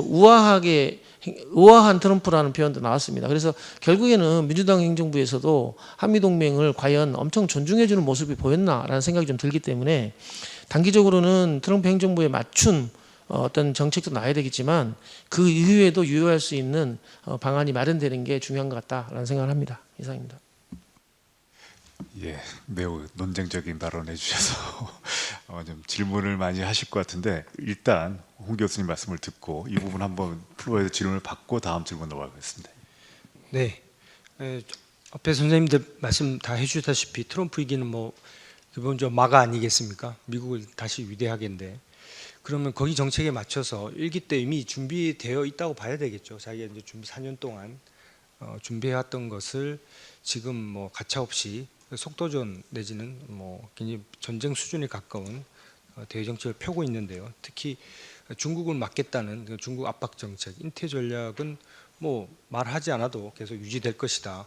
바이든 행정부뿐만 아니라 지금까지 연결될 것이라는 측면에서 한 번 더 우리가 준비할 필요가 있다는 생각이 들고요. 또 특히 대북 문제는 결국 큰 틀에서 가지 않을까. 뭐 러시아 협력을 통해서 중국을 봉쇄하듯이 뭐 북한 문제도 다르게 좀 더 긴장 상황 만들든 아니면 좀 우회해서 만들든 직접 대화 형식은 당장 하지는 않을 것 같다는 생각이 들고요. 그 협상의 기술을 보면 늘 트럼프는 최악의 상황을 만들어 놓고 협상을 통해서 자꾸 조금 레버지를 올리면서 자기한테 유리한 식으로 오지 않겠습니까? 그래서 지금 김정은을 지켜 세우는 거 보면 별 지금 급하지 않구나. 오히려 그런 생각이 들 것까지 하는 것도 같은데요. 또 아무튼 가정적인 문제이기 때문에 또 여러 가지 다른 안이 나올 수도 있겠지만, 일단 대북 정책은 큰 틀에서 움직이기 때문에 가시적으로 지금 당장 할 것 같지는 않지만, 그렇다고 하더라도 우리가 외교 문제는 최악의 상황을 고려해서 준비해야 되기 때문에 군축 협상의 틀에서 미국이 러시아에 접촉한다면 우리에게는 굉장히 부담스러울 수밖에 없고요. 또 이런 문제에 있어서 거래를 위해서 여러 가지 북한과 협상 가능하다 이렇게 나왔을 때 우리는 어떻게 대비해야 될 것인가, 이에 대해서 좀 한 번 더 고민할 필요가 있다. 그럼 여기에 대한 우리가 또 좀 방어 정책이라든지 이런 것들이 좀 필요할 텐데, 특히 결국은 네트워킹 시대 아닙니까? 결국은 뭐 미국과 거래를 하든 누구와 거래를 하든 결국은 특히 트럼프 2기 시대에는 네트워킹이 굉장히 중요하고, 거기에 대해서 우리가 계속적으로 협상의 기술에 말리지 않도록 우리도 준비를 해야 될 것 같다는 생각이 듭니다. 또 대북 문제 뭐 앞에 말씀하신 것 좀 추가적으로 말씀드리자면 북한 문제뿐만 아니라 한국을 또 아까 또 압박하기 위해서 북한 문제를 활용할 가능성이 크다는 말에 저도 굉장히 좀 와닿는데요. 또 특히 방위비 분담금이라든지 미군 재배치, 지금 결국은 중국을 막으려면 우리나라보다는 대만 해협으로 미군을 옮겨야 되는 시기가 있지 않겠습니까? 현실적으로. 큰 틀에서 본다면 미국의 입장은 유럽에서의 군대, 그다음에 한반도에 있는 군대를 대만 해협으로 집중시킴으로써 중국을 압박하는 데 더 활용하다는 큰 틀을 갖고 있는 것 같아요. 제 생각에는. 그렇다고 한다면 그 수준에 우리는 어떻게 또 대응하고, 또 우리가 내줘야 될 것들은 내주고, 또 트럼프가 거래 외교를 한다고 했으니까 우리도 어떤 부분에 빈틈이 있는지 봐서 우리도 서로 협상하는 과정에서 줄 건 주면서 또 받아올 수 있는 그런 대책이 필요하고, 특히 저는 또 뒤에서 또 말씀하시겠지만 NCG 프레임워크가 굉장히 중요하다, 이걸 자꾸 강조하고 있는데 이게 담보되지 않으면 우리도 핵 개발할 수밖에 없다, 이렇게 엄포를 놓아서라도 미국에게 자꾸 협상 레버리지를 놓쳐서는 안 되고, 특히 그 워싱턴 DC의 네트워킹을 통해서 미국 협상을 통해서 우리의 이익도 같이 추진해야만 오히려 트럼프가 또 우리에게 더 많은 또 혜택을 줄 수도 있다, 저는 그런 생각이 듭니다. 그래서 짧게 말씀드리겠습니다. 네. 홍 교수님은 이제 주로 트럼프를 어떻게 다뤄야 되는가 스킬 쪽에 집중해 주셔서 말씀 주신 것 같습니다. 예, 혹시 지금 이 부분 트럼프의 대북 정책 그리고 한미 동맹의 미래까지 여기에 대해서 플로어에서 혹시 질문 있으시면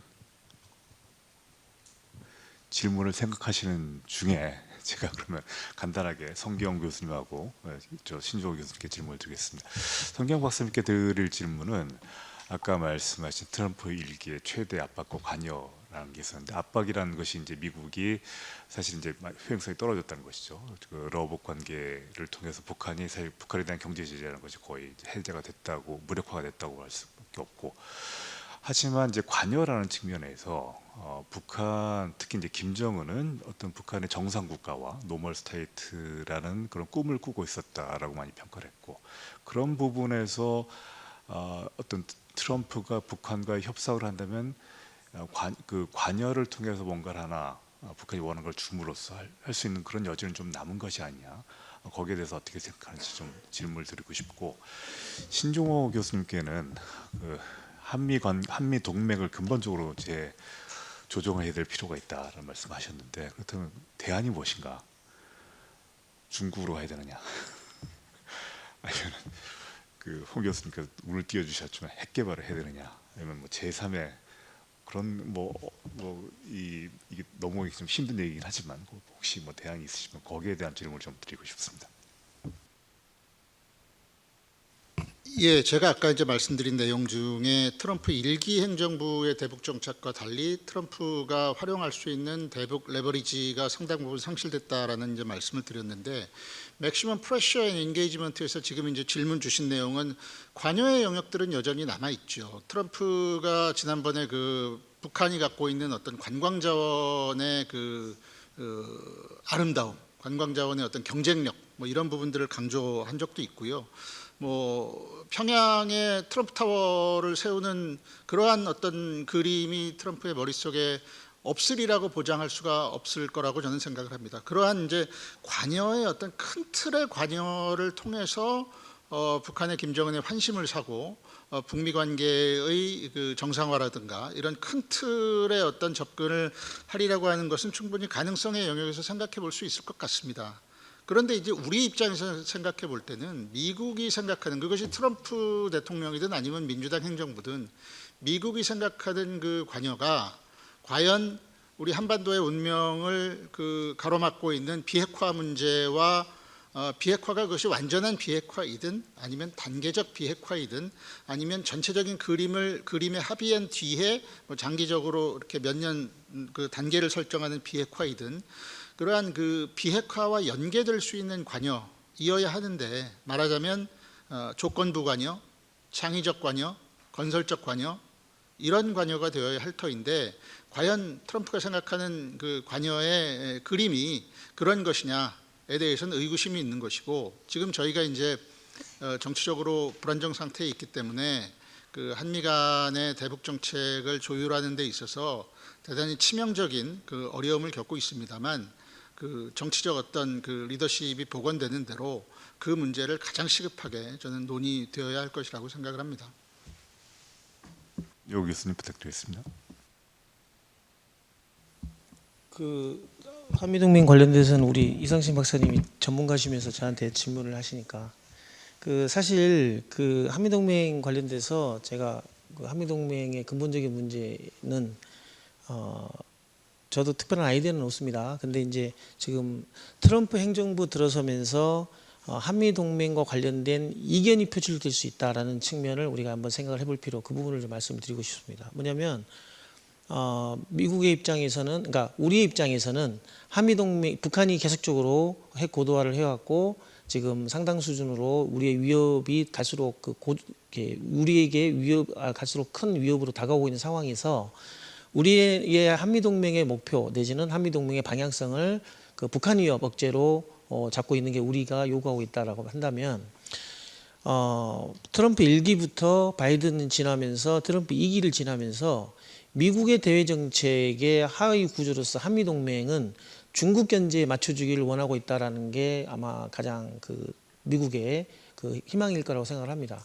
그러면 이제 지금 출범한 지 얼마 안 됐기 때문에 그게 지금 예를 들어서 뭐 관세라든가 기술 경쟁, 기술 문제, 첨단 기술 문제 이 부분에 초점이 맞춰져 있어서 그렇지 실질적으로 한미동맹에 대한 논의가 있고 정상회담을 하는 과정에서 저는 두 가지 문제. 첫 번째는 중국의 위협에 대한 한미동맹이 어떤 방식으로 작동할 것이냐는 문제로 갈등이 옮겨갈 가능성을 말씀드리는 거고요. 두 번째는 대만 문제. 대만 문제에 대해서 지금 미국 내에서는 여전히 전략적 모호성이라 그래서 중국과 대만 사이에서 미국이 정확한 대만의 안보를 공약을 물론 트럼프는 하긴 했습니다. 그럼에도 불구하고 트럼프는 동시에 대만이 미국에게 해준 게 없다라는 표현을 했기 때문에 이 대만 문제가 한미동맹의 또 다른 핵심 사안이 될 가능성이 있다라는 이제 말씀을 드리는 거고요. 자, 그래서 우리가 요구하는 한미동맹의 목표나 방향성하고 미국이 요구하는 방향성이 다를 경우에 갈등이 발생할 수 있기 때문에 이거를 저도 뭐 이거를 어떻게 해야 된다는 아이디어는 없지만 이 분야의 갈등을 우리의 이익을 담보하는 방식으로 조정할 필요는 있다. 그런 말씀을 드리는 거고요. 한 가지는 지금 최근에 한일중 그 외무장관 회의가 있었어요. 그런데 이제 그게 작년 그 한일중 그 삼국 정상회의 후속 조치라고는 하지만 이 부분이 사실 저는 매우 중요한 그 대화 어떤 채널이었다고 저는 생각하거든요. 그래서 저는 지금 현재 상황이 당분간 최소한 50여일, 65일, 뭐 3, 4개월 정도 진행이 되기 어렵다고 한다면 저는 이 부분에 대해서는 실질적인 대화 채널을 가동하는 게 지금 우리가 취할 수 있는 가장 현실적인 접근 방안이다라고 생각을 합니다. 이 부분이라는 게 한중일 경제 그에 대한 예, 말씀하시는 거죠. 경제 안보 채널. 예, 알겠습니다. 예. 그 시간이 이제 15분 정도 남았는데 계속 마지막으로 제가 준비한 질문을 넘어가야 될 것 같습니다. 이거는 그 홍 교수님한테 먼저 말씀을 드려야 될 것 같아요. 아까 NCG 얘기를 하셔가지고 마지막 질문은 이겁니다. 바이든 정부의 워싱턴 선언 그리고 그 캠프 데이비드 선언 이런 것들이 있었습니다. 이게 한미일 협력에 굉장히 중요한 프레임을 제공했고 말씀하신 NCG도 여기 포함이 되는데 트럼프 행정부에서 이것이 계속 될 것이냐? 아까 지금 이전 라운드에서 우리가 얘기했던 것과 연관이 되는 주제들입니다. 그런 측면에서 또 트럼프 행정부 하에서 한미일 협력의 미래가 어떻게 될 것인지 거기에 대해서 홍 교수님 견해를 좀 부탁드리겠습니다. 네, 아주 중요한 주제인데 뭐 여러 전문가 선생님들 다 계시니까 뭐 대답해 주실 수 있겠습니다만 제 생각은 짧게나마 트럼프 2기는 결국은 캠프 데이비드 선언이라든지 NCG 협력을 무시할 수는 없을 것이다. 물론 반대는 하겠죠. 바이든 행정부에서 했던 거기 때문에. 그렇지만 큰 틀에서 인태 전략을 만든 것은 트럼프 자신이고 또 중국 압박을 위해서는 이 한미일 협력 없이는 사실 좀 불가항력이거든요. 미국의 입장에서 전력이 많이 투자될 수밖에 없고 지금 큰 틀이 안보 구조가 마가를 하기 위해서는 결국은 중국을 봉쇄할 수밖에 없는 건데 압박해야 될 수밖에 없는 건데 이 지역에서의 한미일 협력, 우군들의 협력은 굉장히 필요합니다. 저희도 입장도 마찬가지고 그러나 좀 시각이 다른 것 같습니다.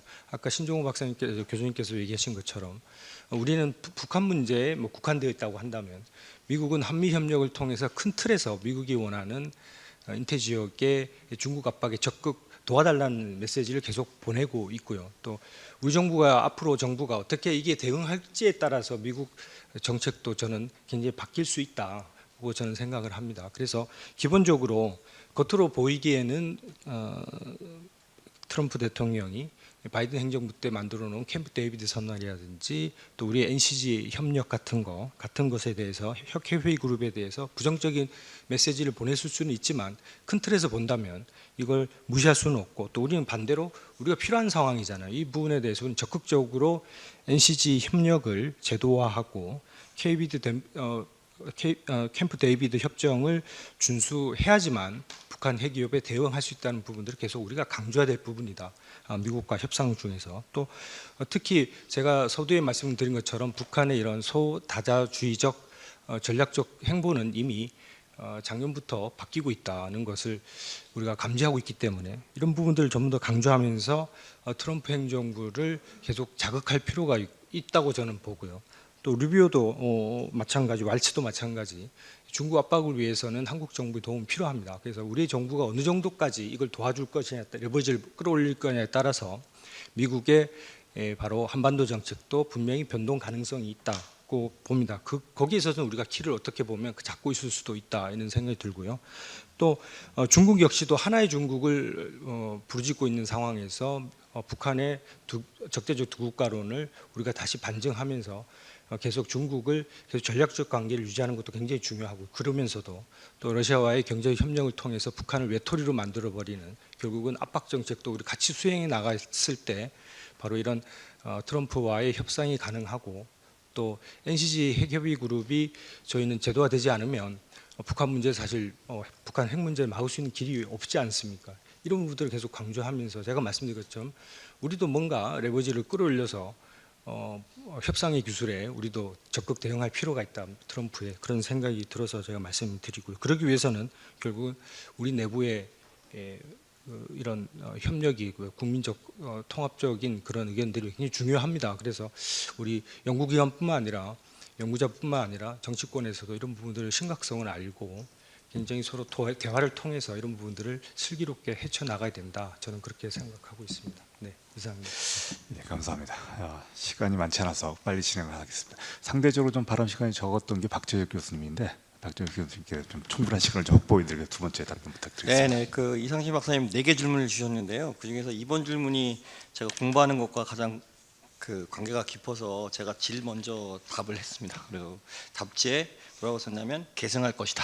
저는 이렇게 썼는데요. 이 한미일은 누가 봐도 지금 중국을 대항하는 데 있어서 이제 가장 중요한 플랫폼이 될 것 같은데요. 우리 뭐 성경 박사님은 그 콜비 차관 얘기를 해주셨는데 이 콜비 차관 포함해서 지금 국방부 정책 주요 라인이 지금 대중 강경 노선이고 이게 뭐 여러 가지 이슈 중에서 지금 미국 행정부를 보면 그 관료와 트럼프가 이제 따로 노는 정책들이 몇 가지 있는데 이 국방 정책은 아닌 것 같아요. 이 관료와 트럼프가 이제 같이 가는 정책인 것 같은데 제가 그런 판단을 한 이유가 뭐냐면 최근에 많이 얘기되는 그 미국의 USAID 동결 있지 않습니까? 그래서 갑자기 지금 미국이 동결을 해서 이게 동남아 인태 지역에서 굉장히 큰 반감을 가지고 있고 뭐 이 틈새를 타기 위해서 아마 시진핑 주석이 한 4월 5월경에 동남아를 돈다고 하는데요. 그럼에도 불구하고 USAID를 동결시킴에도 불구하고 예외 조항을 몇 개 줬는데 그 중에 하나가 필리핀에 들어가는 현대화 지원 군사 예산입니다. 이게 그 트럼프 대통령이 탁 중단해 이렇게 말했는데 예외 조항을 주는 데 있어서 이게 트럼프 대통령과 관료와의 협의가 없이 진행됐다고는 볼 수 없어서 트럼프 대통령도 미국에 있는 인태 지역에 있는 동맹들을 통해서 중국을 압박하겠다는 것은 확실한 그런 그 생각은 가지고 있는 것 같다라고 볼 수 있을 것 같습니다. 얼마 전에 있었던 미일 정상회담에서요, 2월 10일 날 있었는데 뭐 일본의 어젠다일 수도 있겠습니다만은 그 공동성명에 뭐 쿼드, 한미일, 미일호, 미일, 필리핀 등 다층적 협력을 강화할 것이다라고 뭐 분명히 이제 명시를 했습니다. 일부에서는 트럼프 대통령의 어떤 동맹에 대한 어떤 경시 뭐 이런 것 때문에 소다적 그 연대 이런 거를 경시할 거다, 그것도 경시할 거다라는 얘기가 나오고 있는데 저는 그렇게 보지 않고요. 지금은 상당한 그 미국 외교 정책의 리셋의 기간이기 때문에 동맹에 반하는 정책들을 이제 트럼프 대통령이 펴고 있는데 이제 대표적인 게 이제 관세 정책이지 않습니까? 관세를 통해서 미국의 주요 동맹국들이 지금 피해를 보고 있는데 이런 리셋의 기간을 끝나면 결국에는 동맹 또 소다자 안보 협력을 강화할 수밖에 없다. 왜냐하면 이게 가장 미국이 중국을 억제하는 데 있어서 가장 유효한 플랫폼이고 가장 그 코스트 베니핏의 입장에서 볼 때 가장 그 비용이 적게 드는 것이기 때문에 이걸 중시할 수밖에 없다라고 저는 생각을 합니다. 한미일은 결국에는 강화될 것이고 그 국방장관이 그 취임 그 청문회에서 보면 미국이 이제 미사일 방어 체제를 개선해서 그 북한 비핵화 뭐 사용하겠다 뭐 이런 식 얘기를 했는데 미사일 방어 체제는 사실상 한미일을 묶는 가장 유효한 그 수단 중에 하나이고요. 미국으로서는 한미일을 묶을 수 있는 여러 가지 수단이 있다. 그걸 통해서 이런 플랫폼은 계속 계승할 것이라고 생각을 합니다. 근데 이제 문제는 미국이 뭐 한다고 해서 이게 반드시 되는 것이 아니라 그 한미를 구성하고 있는 한일이 이제 어떻게 대응을 하느냐도 이제 이게 지속될 것인가에 가장 뭐 큰 부분을 차지할 텐데요. 그런 측면에서 이제 한국이 어떻게 대응할 것인가, 신정호 박사님 말씀하신 것과 같은 스탠스를 취할 것인가, 아니면 여전히 그 미국이 인태 지역에서 주도하고 있는 미국 주도 동맹 체제의 어떤 일원이 되기 위해서 또한 뭐 이런 구조 속에서 우리가 그 협조를 덜 함으로써 그 일본보다 밑으로 들어가는 하위 체제로 들어가는 것을 피해야 되지 않느냐라는 측면에서 더욱더 협조를 할 것인가는 아마 차기 정부의 이제 선택 사항인 것 같습니다. 이런 측면에서 우리한테 가져올 수 있는 가장 큰 뭐 가까이 올 수 있는 도전 중에 하나가 아마 그 스쿼드에 우리가 참여하느냐 마느냐의 문제인 것 같은데요. 지금 뭐 그 스쿼드는 필리핀 그 서필리핀 해역을 중심으로 미국, 호주, 일본, 필리핀이 합동 훈련 뭐 이런 걸 하고 있는 것인데 이게 대만에 대한 그 전략적 의미가 상당히 강합니다. 대만 가까이에 있기 때문에요. 얼마 전 언론 보도에서도 지금 필리핀하고 뭐 미국이 지금 한국의 참여를 뭐 독려하겠다 이런 게 나오고 있는데 이런 측면에서 아마 우리가 그 스쿼드에 참여할 것인가 아닌가 이게 아마 중요한 리트머스 테스트 중에 하나일 것 같고요. 미국의 입장에서 한미를 연계하면서 제가 첫 질문에 말씀드렸던 것처럼 평택 기지의 강화나 그 주한미군의 전략적 유용성을 이제 엮어서 나왔을 때 과연 우리가 어떻게 대응할 것인가. 이게 미국은 의지가 있지만 한미일이 정말로 잘 굴러갈 수 있을지 아닐지는 우리의 의지도 굉장히 중요하다. 뭐 이런 측면에서 이거는 아마 차기 정부의 판단 사항이 되지 않을까 생각이 듭니다. 예, 4분 남았는데 1분 30초씩 김민성 박사님, 성기영 박사님 그리고 신정호 교수님 이렇게 세 분께 부탁드리겠습니다. 마무리 발언. 네. 그냥 선생님들 말씀을 쭉 들으면서 예전에 미중이 G2 얘기가 나오고 뭐 중국이 신형 대국 관계를 설정하려고 하고 결국 우리가 양극 체제로 갈 것이다 뭐 이런 얘기를 했던 그 2000년대 후반이 좀 생각이 났습니다. 소위 저희가 세력 전의를 얘기할 때 두 가지 큰 요소를 볼 수가 있는데 강대국의 그런 하드 파워, 군사력과 경제력이 정말 하나의 폴로서 강대국으로서 가져갈 수 있는 정도의 수준에 이르렀는가, 이것과 또 하나는 동맹 전이죠. 과연 이것을 이 강대국을 따르는 동맹과 우방국들이 이 강대국을 대체할 다른 강대국을 생각하고 있는가, 이 두 가지인데 지금 상황으로 봤을 때는 하드 파워적인 측면도 그렇고 또 한편으로는 우리가 과연 미국을 뭐 지금 이제 무국 체제 뭐 얘기도 말씀하셨습니다만 미국이 저렇게 한다고 해서 우리가 미국을 대체하여 뭐 중국을 대안으로 삼을 준비가 되어 있는가, 스스로 그렇게 평가할 수 있는가, 과연 정말 준비가 되어 있는가, 다른 국가들은 어떻게 할까, 이런 것들에 대한 의문이 굉장히 많이 들었습니다. 그런 큰 국제 구조 속에서 또 우리 나름의 또 포지셔닝을 가지고 해 나가야 되는데 앞으로 이제 우리 정부도 이제 새로 정부가 들어서게 되고 여러 가지 대북 이제 한반도 지역 인태 전략 그다음에 이제 글로벌 정책을 시행해 나갈 텐데 그러한 과정에서 또 저희 통일연구원 선생님들과 같이 지혜를 모아서 또 다양한 논의가 이루어졌으면 좋겠습니다. 예, 감사합니다. 네, 한미일 협력에 관해서는 저도 앞서 말씀하신 분들처럼 그것이 NCG라는 이름을 갖고 가든 캠프 데이비드 선언이라고 하는 이름을 그대로 계승하든 간에 관계없이 그 기본적인 프레임과 액션 플랜은 계속 가리라고 생각을 합니다. 그러나 동시에 미국과 일본에서는 6월 3일 대통령 선거를 통해서 출범하는 새로운 한국 정부가 한미일 협력에 대해서 어떻게 바라보고 어떻게 활용할 것인지에 대해서 더욱 큰 초미의 관심을 가지고 있을 것이라고 생각을 합니다.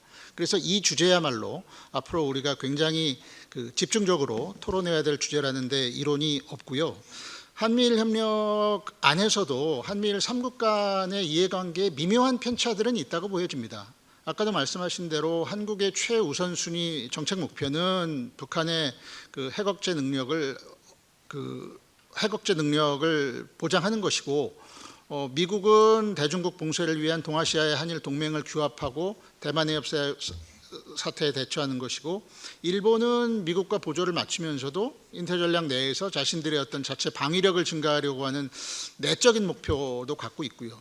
이런 세 가지 목표가 뭐 상충한다고 볼 수는 없지만 적어도 분명한 것은 우리가 가장 취약한 입장에 있는 것은 분명한 것 같아요. 최근에 이제 잠정 국방 지침에서 중국의 대만 침공 억제하고 미국의 본토 방어를 지상 과제로 하고 다른 전장에서는 위협을 감수하겠다.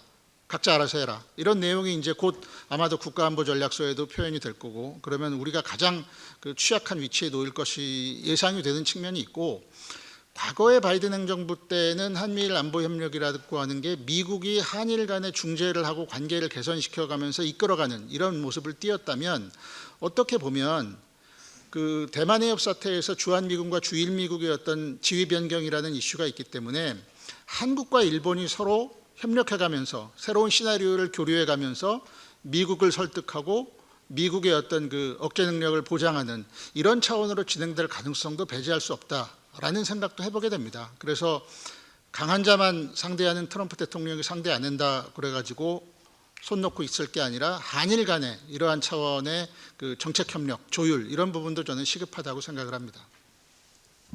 30초.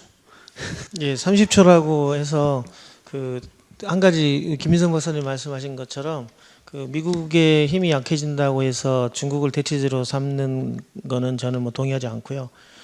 한미일 안보협력은 기본적으로 정상회담, 그다음에 고위급 정책 협의, 그다음에 정보 공유, 연합훈련 순으로 돼 있는데 지금 단계에서는 저는 정상회담과 고위급 정책 협의가 가장 중요한 것 같고요. 더 중요한 거는 에이펙 회의 때 트럼프 대통령과 일본의 총리를 경주에 이렇게 앉히는 게 저는 가장 시급한 우리의 해야 될 과제라고 생각을 합니다. 이상입니다. 예, 걱정되는 게 많은 그런 때인데 공부하는 입장에서는 또 공부할 주제가 많아서 매우 또 반가운 시기이기도 합니다. 오늘 좋은 말씀 주신 패널 여러분들께 박수 부탁드리겠습니다. 감사합니다.